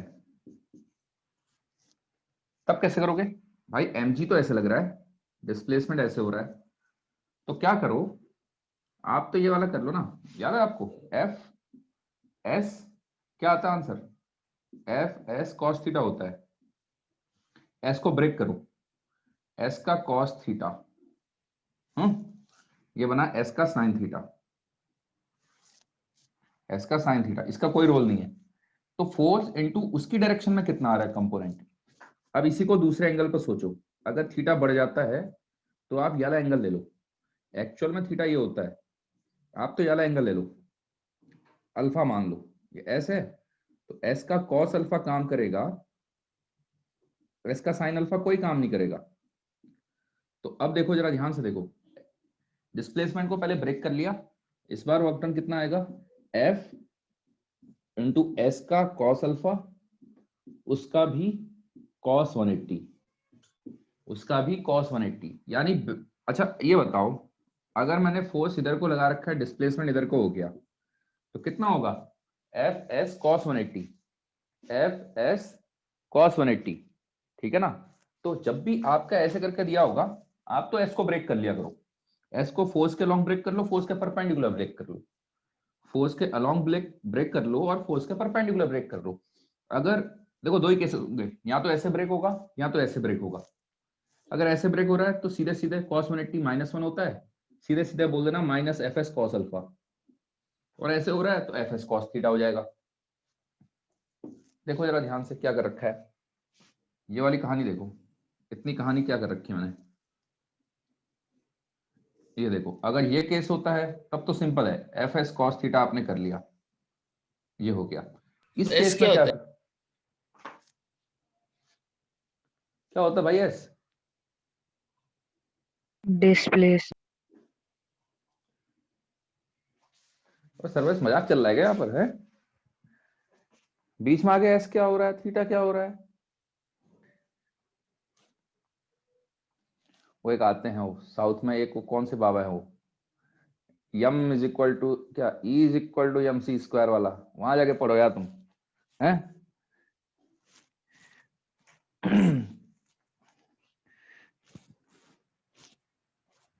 बताओ भाई। ठीक है, जब भी आपका एंगल 90 से बड़ा हो रहा है तो ये तरीका अपनाना, सीधे सीधे एस का कॉस थीटा क्या हो जाएगा भाई? एस का कॉस थीटा के हिसाब से मत चलो, या एंगल ले लो, तो एस का कॉस अल्फा आ जाएगा इधर को, तो F s cos alpha into cos 180। ये वाला डिस्प्लेसमेंट तो वैसे भी कोई काम का नहीं है अपना, तो इसका और इस डिस्प्लेसमेंट के बीच में एंगल आ गया 180, तो बेसिकली आप सीधे माइनस एफ इंटू एस कर लिया करो, F into S cos alpha. जैसे ये है, इस केस में आपका वर्क डन आप अगर बोलोगे, तो इस केस में वर्क डन बोलोगे तो सीधे सीधे माइनस एफ एस लिख सकते थे आप, सीधे सीधे माइनस एफ एस लिख सकते थे। इस केस में वर्क डन एक केस ये है, एक केस ये है। इस केस में वर्क डन आप सीधे माइनस एफ एस लिख सकते हो। क्यों लिख सकते हो? एफ एस कॉस 180 है, जिसको आप सीधे सीधे माइनस एफ एस लिख सकते हो। तो ये वाला डब्बा कहीं बना लेना, इसमें जो जो आपके छोटे मोटे काम की चीजें हैं, ठीक है ना। एक ये इसमें तो सीधे है, एस का कॉस थीटा से मल्टीप्लाई कर लो एफ को। इस केस में या तो एफ एस कॉस 180 लिखो, एफ एस कॉस 180 लिखो, या फिर कॉस 180 माइनस बन जाएगा तो माइनस एफ एस लिख दो सीधे सीधे, नेगेटिव वर्क डन आएगा। इस केस में एस को ब्रेक कर लो, एस का कॉस अल्फा इधर को आ रहा है, तो एफ इंटू ये वाला कंपोनेंट लेकिन माइनस साइन आ जाएगा, जो कि ये हो गया। इससे रिजेंबल करा दो, देखो। अरे आ गई बात समझ में? हाँ सर। ठीक है, तो वही कहानी इसमें भी होगी। जब ये ऐसे करके डिस्प्लेस हो रहा है तो वर्टिकल डायरेक्शन में कितना हो रहा है, ग्रेविटी के डायरेक्शन में कितना हो जाएगा, इधर को हो रहा है एल का कॉस थीटा, इधर को हो रहा है एल का साइन थीटा। फोर्स ऐसे है, इसकी डायरेक्शन में डिस्प्लेसमेंट, फोर्स की डायरेक्शन में डिस्प्लेसमेंट हो तो रहा है लेकिन नेगेटिव डायरेक्शन में हो रहा है, तो एल का साइन थीटा लेकिन नेगेटिव के साथ, ये हो जाएगा वर्क डन बाय ग्रेविटी, होगा लेकिन नेगेटिव के साथ। इस केस में वर्क डन बाय ग्रेविटी इतना निकल के आएगा। अगर आपने mg ये है और डिस्प्लेसमेंट आप ऐसे करा रहे हो तो सेम कहानी इसकी भी है। क्या हो जाएगा? सीधे सीधे mg इंटू ग्रेविटी के ग्रेविटी की डायरेक्शन में, ग्रेविटी के अगेंस्ट, मतलब उसकी लाइन के लॉन्ग कितना मूवमेंट हो गया है, फोर्स की लाइन के लॉन्ग। तो हमें तो ये चाहिए, कैसे भी करके ये निकल गया तो हमारा काम बन जाएगा। तो हमारा आंसर आना चाहिए माइनस का mgh। गेम है एच को निकालने का। थीटा दे रखा है, एल लेंथ दे रखी है, थीटा दे रखा है, एल लेंथ दे रखी है टोटल। बताओ भाई एच कितना आएगा? अरे एच कितना आ जाएगा? ये लेंथ बन जाएगी एल का कॉस थीटा, ये लेंथ बन जाएगी एल का कॉस थीटा, तो ये बन जाएगा एल माइनस एल का कॉस थीटा। एच बन जाएगा एल माइनस एल का कॉस थीटा, तो minus m g l bracket में 1 माइनस कॉस थीटा। इस तरीके से आप कर सकते हो।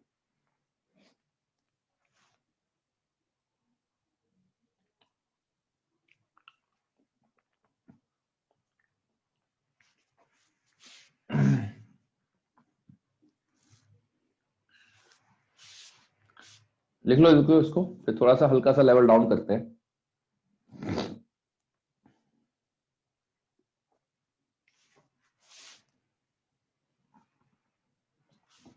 हाँ भाई, इतना समझ में आया?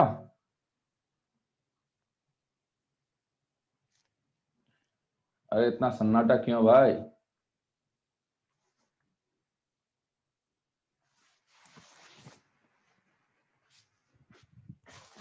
अब मतलब केतन को समझ में आ गया तो बाकियों को भी समझ में आ गया होगा। एडमिन को समझ में आना चाहिए बस, है?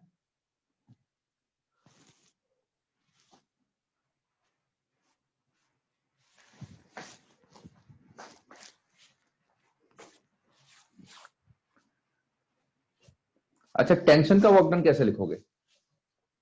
वर्क डन बाय टेंशन बताओ।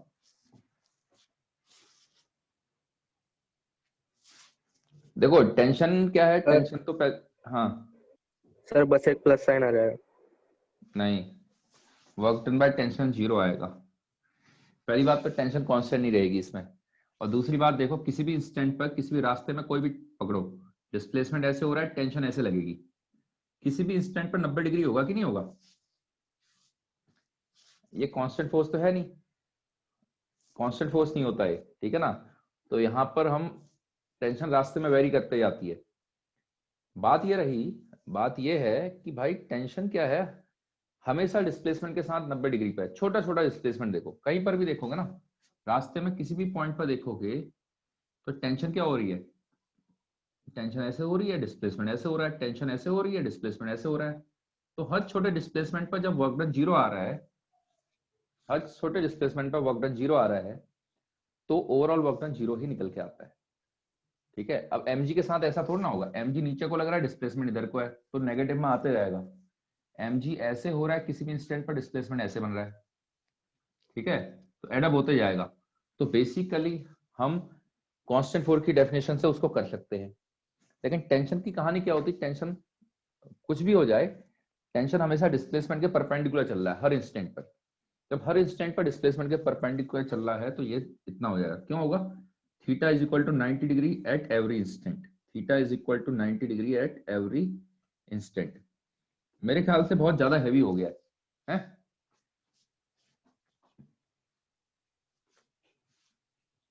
और ये सब स्टैंडर्ड क्वेश्चन है, ये जेई मेन में आते हैं। हाँ, ये मतलब ये पता होना चाहिए, वर्क डन लिखना आना चाहिए।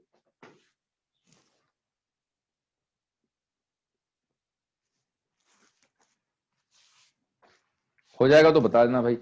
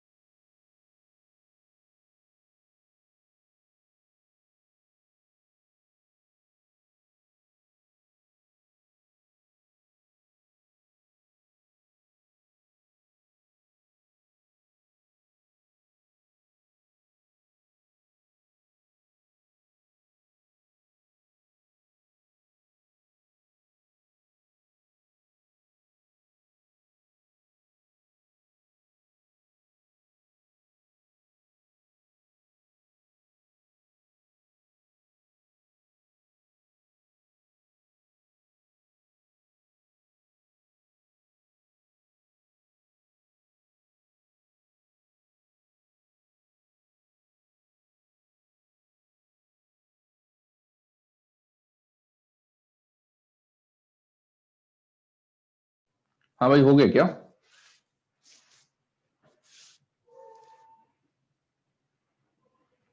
अरे हो गया है। नहीं से 2 मिनट।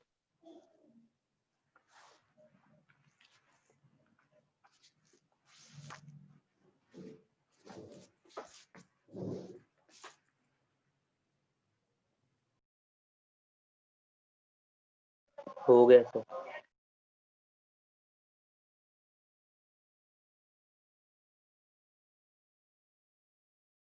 सबका हो गया? एक मिनट, दूसरा सेट है गया। ठीक है ठीक है, लिखो लिखो, आराम से लिखो। और ये एलिमेंट्री क्वेश्चन है, इसको थोड़ा सा देख लेना, ठीक है? हमेशा कोई भी चैप्टर का पहला लेक्चर बड़ा इंपॉर्टेंट होता है, उसको दोबारा रिवाइज कर लिया करो।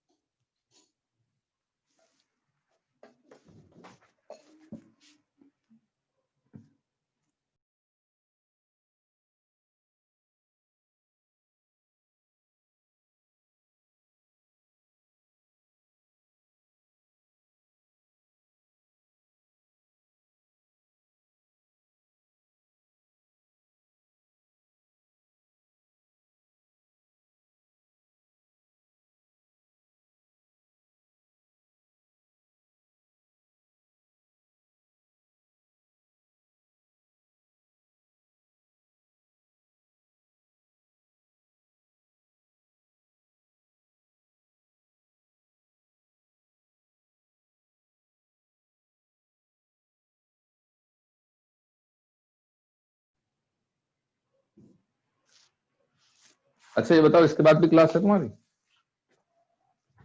केमिस्ट्री है सर। नहीं अच्छा, एक वालों की केमिस्ट्री होगी, ठीक है ठीक है। चलो मिटा रहा हूँ यार, स्क्रीनशॉट खींच लो इसका।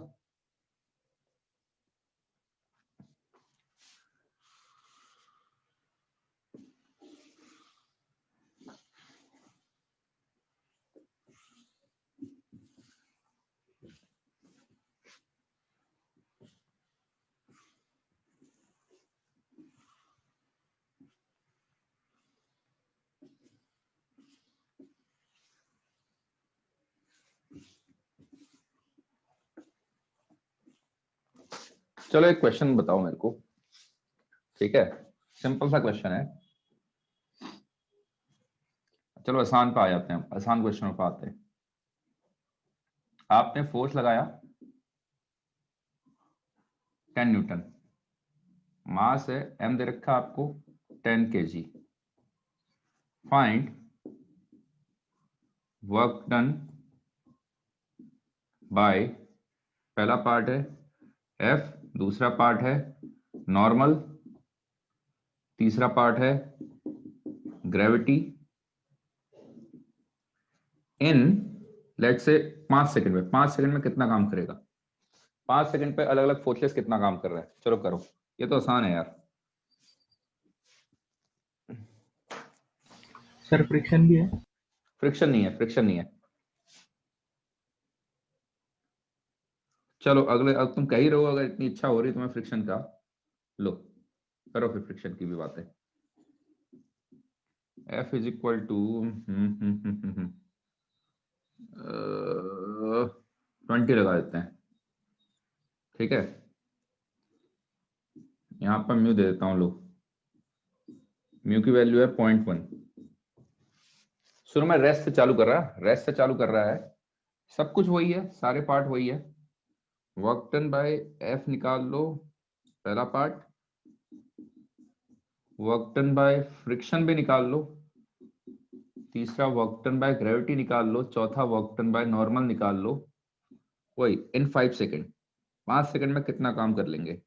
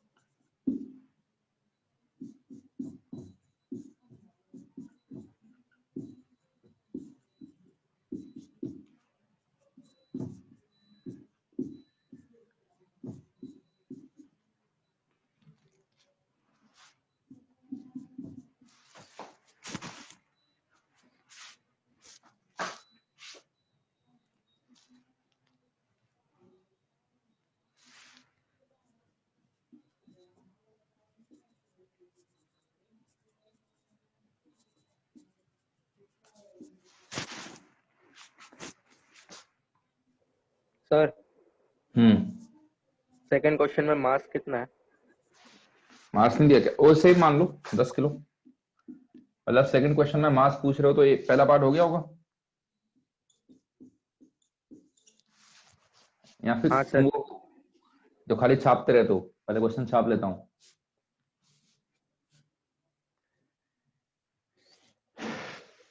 चलो देखो भाई, पहला वाला बता दूं?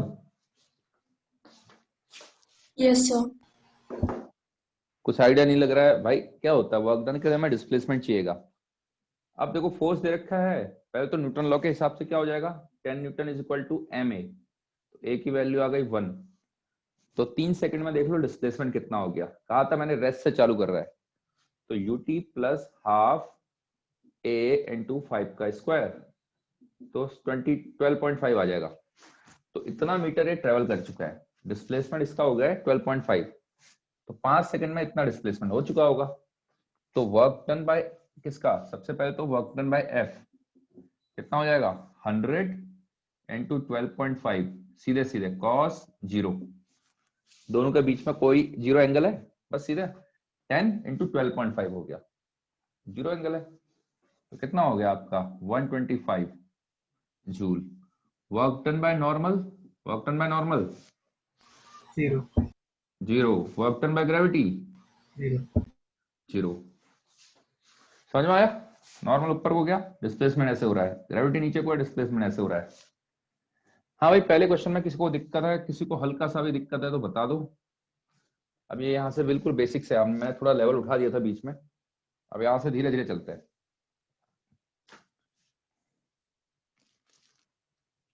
इसमें किसी को कोई दिक्कत है?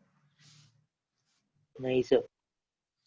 अगर ये कर लिया आपने तो मेरे को उम्मीद है आप ये वाला भी कर ले जाओगे। ठीक है, पहले ऐसे ही करके इसको न्यूटन लॉ के हिसाब से डिस्प्लेसमेंट निकालना पड़ेगा आपको।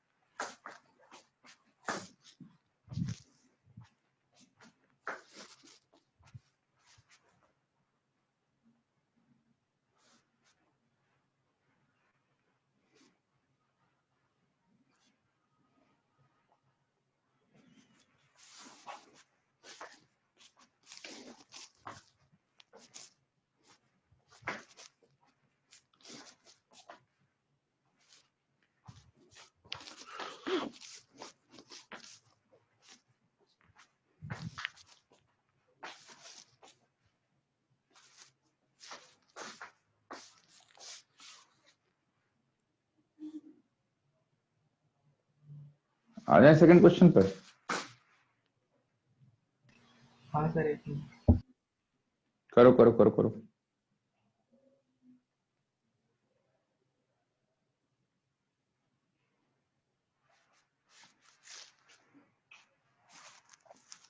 पहला हो गया ना, पहला मिटा दूं?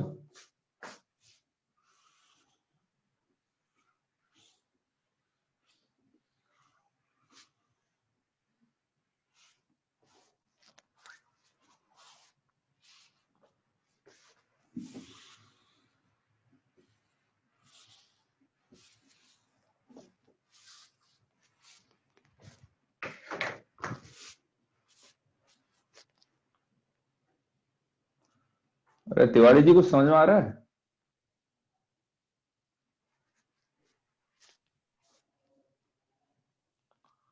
अरे तिवारी जी,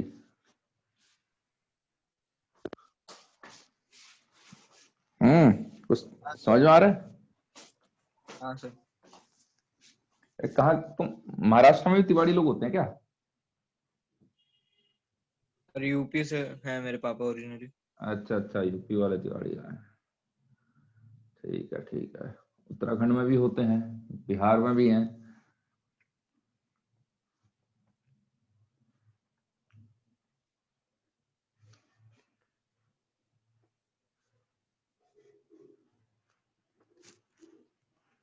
हाँ भाई, सेकंड वाला हो गया क्या? कुछ लोगों का तो हो गया हाँ होगा। सर. हाँ sir.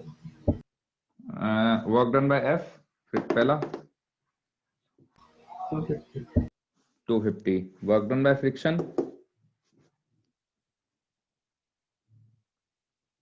Work done by friction 125।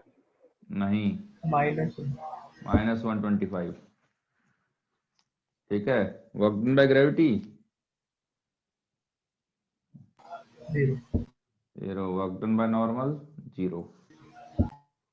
हाँ भाई, कैसे करोगे इसको बताओ, फटाफट बताओ यार। ये लगा 20, लगने दो। नॉर्मल कितना गया? नॉर्मल गया mg गया 100। फ्रिक्शन कितना लग सकता है मैक्सिमम? मैक्सिमम कितना हो सकता है? F max mu 0.1 into normal 100, 10 तो लग जाएगा भाई, पूरा लग जाएगा। कायदे से काइनेटिक लगेगा, कायदे से काइनेटिक हो जाएगा। एफ एस मैक्स से ज्यादा है तो यानी अब काइनेटिक लगने लग जाता। अगर म्यू की वैल्यू अलग अलग दी होती तो अब से मैं क्या कर रहा हूँ, म्यू एक ही दूंगा, वर्क एनर्जी से अलग अलग क्या बदलूंगा मैं। ठीक है, लेकिन अपने कॉन्सेप्ट सही रखना, चेक पे रखना। तो 20 - 10 इज इक्वल टू 10a। ए की वैल्यू 1 आ गई तो डिस्प्लेसमेंट आपका ut plus half at square लगाओगे तो डिस्प्लेसमेंट 12.5 ही आने वाला है। कहाँ को आ गया डिस्प्लेसमेंट? डिस्प्लेसमेंट इधर को हो गया है, तो वर्क डन बाय एफ तो सिंपल हो गया भाई, 20 into 12.5, 20 into 12.5 into cos zero. अब कॉस जीरो भी क्या लगाते हो यार, अब तो सीधे समझ जाओ ना, फोर्स की डायरेक्ट, फोर्स इधर को है, डिस्प्लेसमेंट भी इधर को हो रहा है, सीधे सीधे मल्टीप्लाई कर लिया करो, तो 250 जूल आ जाएगा। वर्क डन बाय फ्रिक्शन देखना है, फ्रिक्शन पीछे को लगा है 10, 12.5 कॉस 180। कब तक कॉस 180 करोगे, अब तो सीधे समझ जाओ, फोर्स ऐसे है, डिस्प्लेसमेंट ऐसे हो रहा है, दोनों के बीच में 180, सीधे माइनस का साइन लगा दिया करो, कॉस 180 माइनस दे देता है ना, तो माइनस का 125। हाँ, अगर माइनस लगा रहे हो पहले से, खुद से माइनस लगा दे रहे हो, तो फिर cos 180 मत लिखना, या तो डेफिनेशन चलो एफ एस cos थीटा, या फिर सीधे ही ये फोर्स इधर है, डिस्प्लेसमेंट इधर है, सीधा माइनस का, बाकी ये तो जीरो हो जाएंगे, ग्रेविटी कोई काम नहीं करेगी, नॉर्मल कोई काम नहीं करेगा। कहानी तो इधर आती है लास्ट वाले में, इसमें तो एक्सप्रेशन निकालना भी नहीं है, मैं तो सिंपल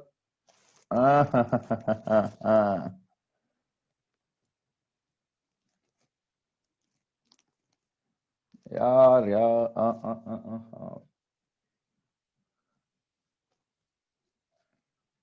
हाँ ठीक है ठीक है ठीक है ठीक है।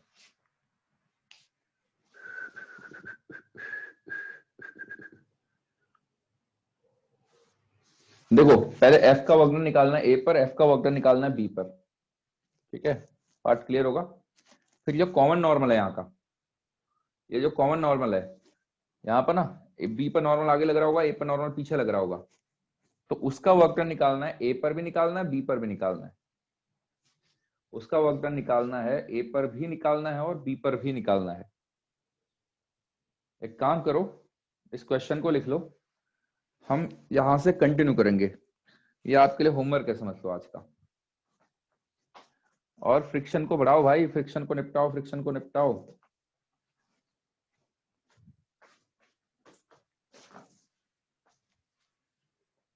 तिवाड़ी जी फ्रिक्शन कर लिया तुमने? फर्स्ट एक्सरसाइज किया सर अभी। पूरी हो गई, पूरी हो गई? हाँ सर।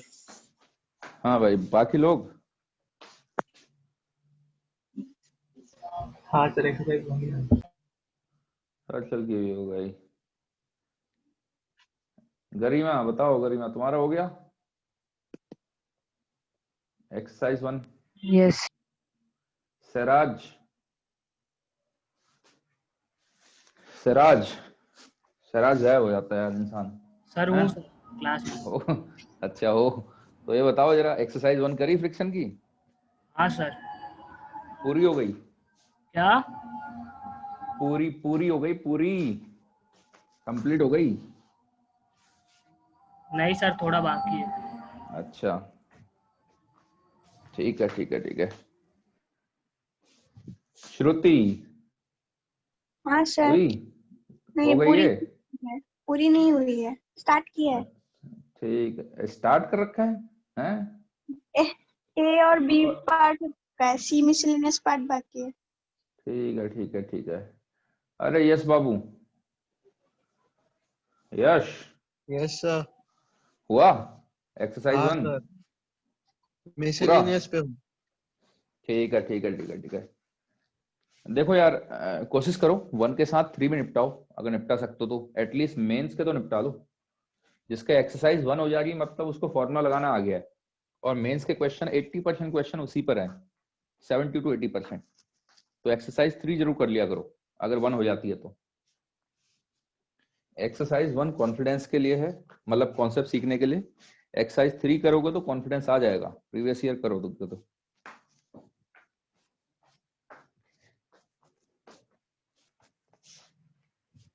लास्ट में जब मैकेनिक्स कंप्लीट हो जाएगी ना, 11th क्लास आपकी एंड हो रही होगी मार्च के एंड में, तब से आप वो एक ऐप बताई थी, उस ऐप से रिवीजन चालू कर देना। उसमें क्या है, अभी क्या है कि अभी उससे मत करो, अभी जो शीट में दे रखा है उससे, उसके हिसाब से चलो, उससे फायदा मिलेगा आपको। क्योंकि शीट में क्या है, सिलेक्टेड क्वेश्चन है, मतलब फ्रिक्शन का है तो फ्रिक्शन का ही क्वेश्चन रहेगा। उसमें क्या कर रखा है, कुछ भी दे रखा है, मतलब न्यूटन लॉ में सारे क्वेश्चन है, वर्क एनर्जी का भी डाल दिया उसने एक आधे क्वेश्चन, तो वो थोड़ा सा वो हो जाएगा, तो बाद में रिवीजन के लिए अच्छा है वो। लेकिन अभी तो शीट करो भाई एक्सरसाइज 1 हो रही तो 3 पे उतरो, 3 का पार्ट 2 जेई मेन। बाकी जिसको यार एडवांस का सोचना है एडवांस का भी करो, मेरे को कोई दिक्कत नहीं, क्लास में जो डाउट लाएगा मैं तो सारे बताऊंगा। ये होमवर्क है आपके लिए। हाँ हाँ लीव करो भाई, लीव करो, चलो भागो भागो।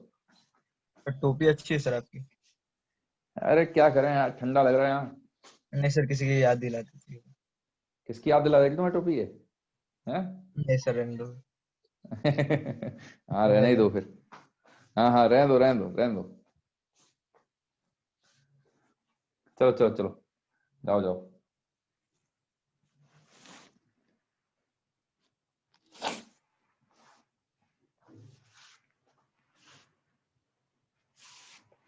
बात होती है लॉ ऑफ इनर्शिया पे, क्या बातें चल रही होती हैं? लॉ ऑफ इनर्शिया पे ये बातें चलती हैं कि भाई कोई भी बॉडी है वो अपनी स्टेट ऑफ रेस्ट या मोशन में रहना चाहती है। रेस्ट में रहे, मोशन में रहे, क्या मैटर करता है उसमें? देखो जब तक एक्सटर्नल फोर्स जीरो है, state of law of inertia, inertia मतलब इनर्ट रहना, इनर्शिया इनर्ट सबसे आया। तो बेसिकली जो भी स्टेट है उसकी, चाहे वो रेस्ट में है या फिर कांस्टेंट वेलोसिटी से जा रही है, तो वो वैसे ही जाते रहेगी as long as until unless कोई एक्सटर्नल फोर्स नहीं लगाया गया हो। ये होता है उसका। बाकी रही इनर्शियल फ्रेम की, इनर्शियल फ्रेम वो होता है जिसको हम इनर्ट, जो स्टेबल फ्रेम है, जो जहां से आप न्यूटन ने डिफाइन किया। देखो नॉन इनर्शियल फ्रेम हम बोलते हैं एक्सेलरेटेड फ्रेम, इनर्शियल फ्रेम हम बोलते हैं जो नॉन एक्सेलरेटेड फ्रेम है। तो न्यूटन ने कहा था इनर्शियल फ्रेम वो है जहां से मेरे लॉ एप्लीकेबल है। और दिक्कत आ रही थी, याद है वो एक बार लिफ्ट के अंदर वाले, जहां पर मैंने सूडो फोर्स समझाया था, तो लिफ्ट के अंदर वाला इंसान अलग बोल रहा है, ग्राउंड वाला अलग बोल रहा है। तो ग्राउंड वाला सही था, ग्राउंड वाला सही था। तो न्यूटन ने कहा यार ग्राउंड जो है वो इनर्शियल फ्रेम है। बेसिकली न्यूटन ने कहा जहां से मेरा लॉ अप्लाई हो जा रहा है वो इनर्शियल फ्रेम है। अब वहां से अप्लाई नहीं हो रहा था तो नॉन इनर्शियल फ्रेम है। तो नॉन इनर्शियल फ्रेम से भी अगर न्यूटन लॉ अप्लाई करना है तो फिर सूडो फोर्स का कॉन्सेप्ट आएगा। ये होता है आपका। Okay sir.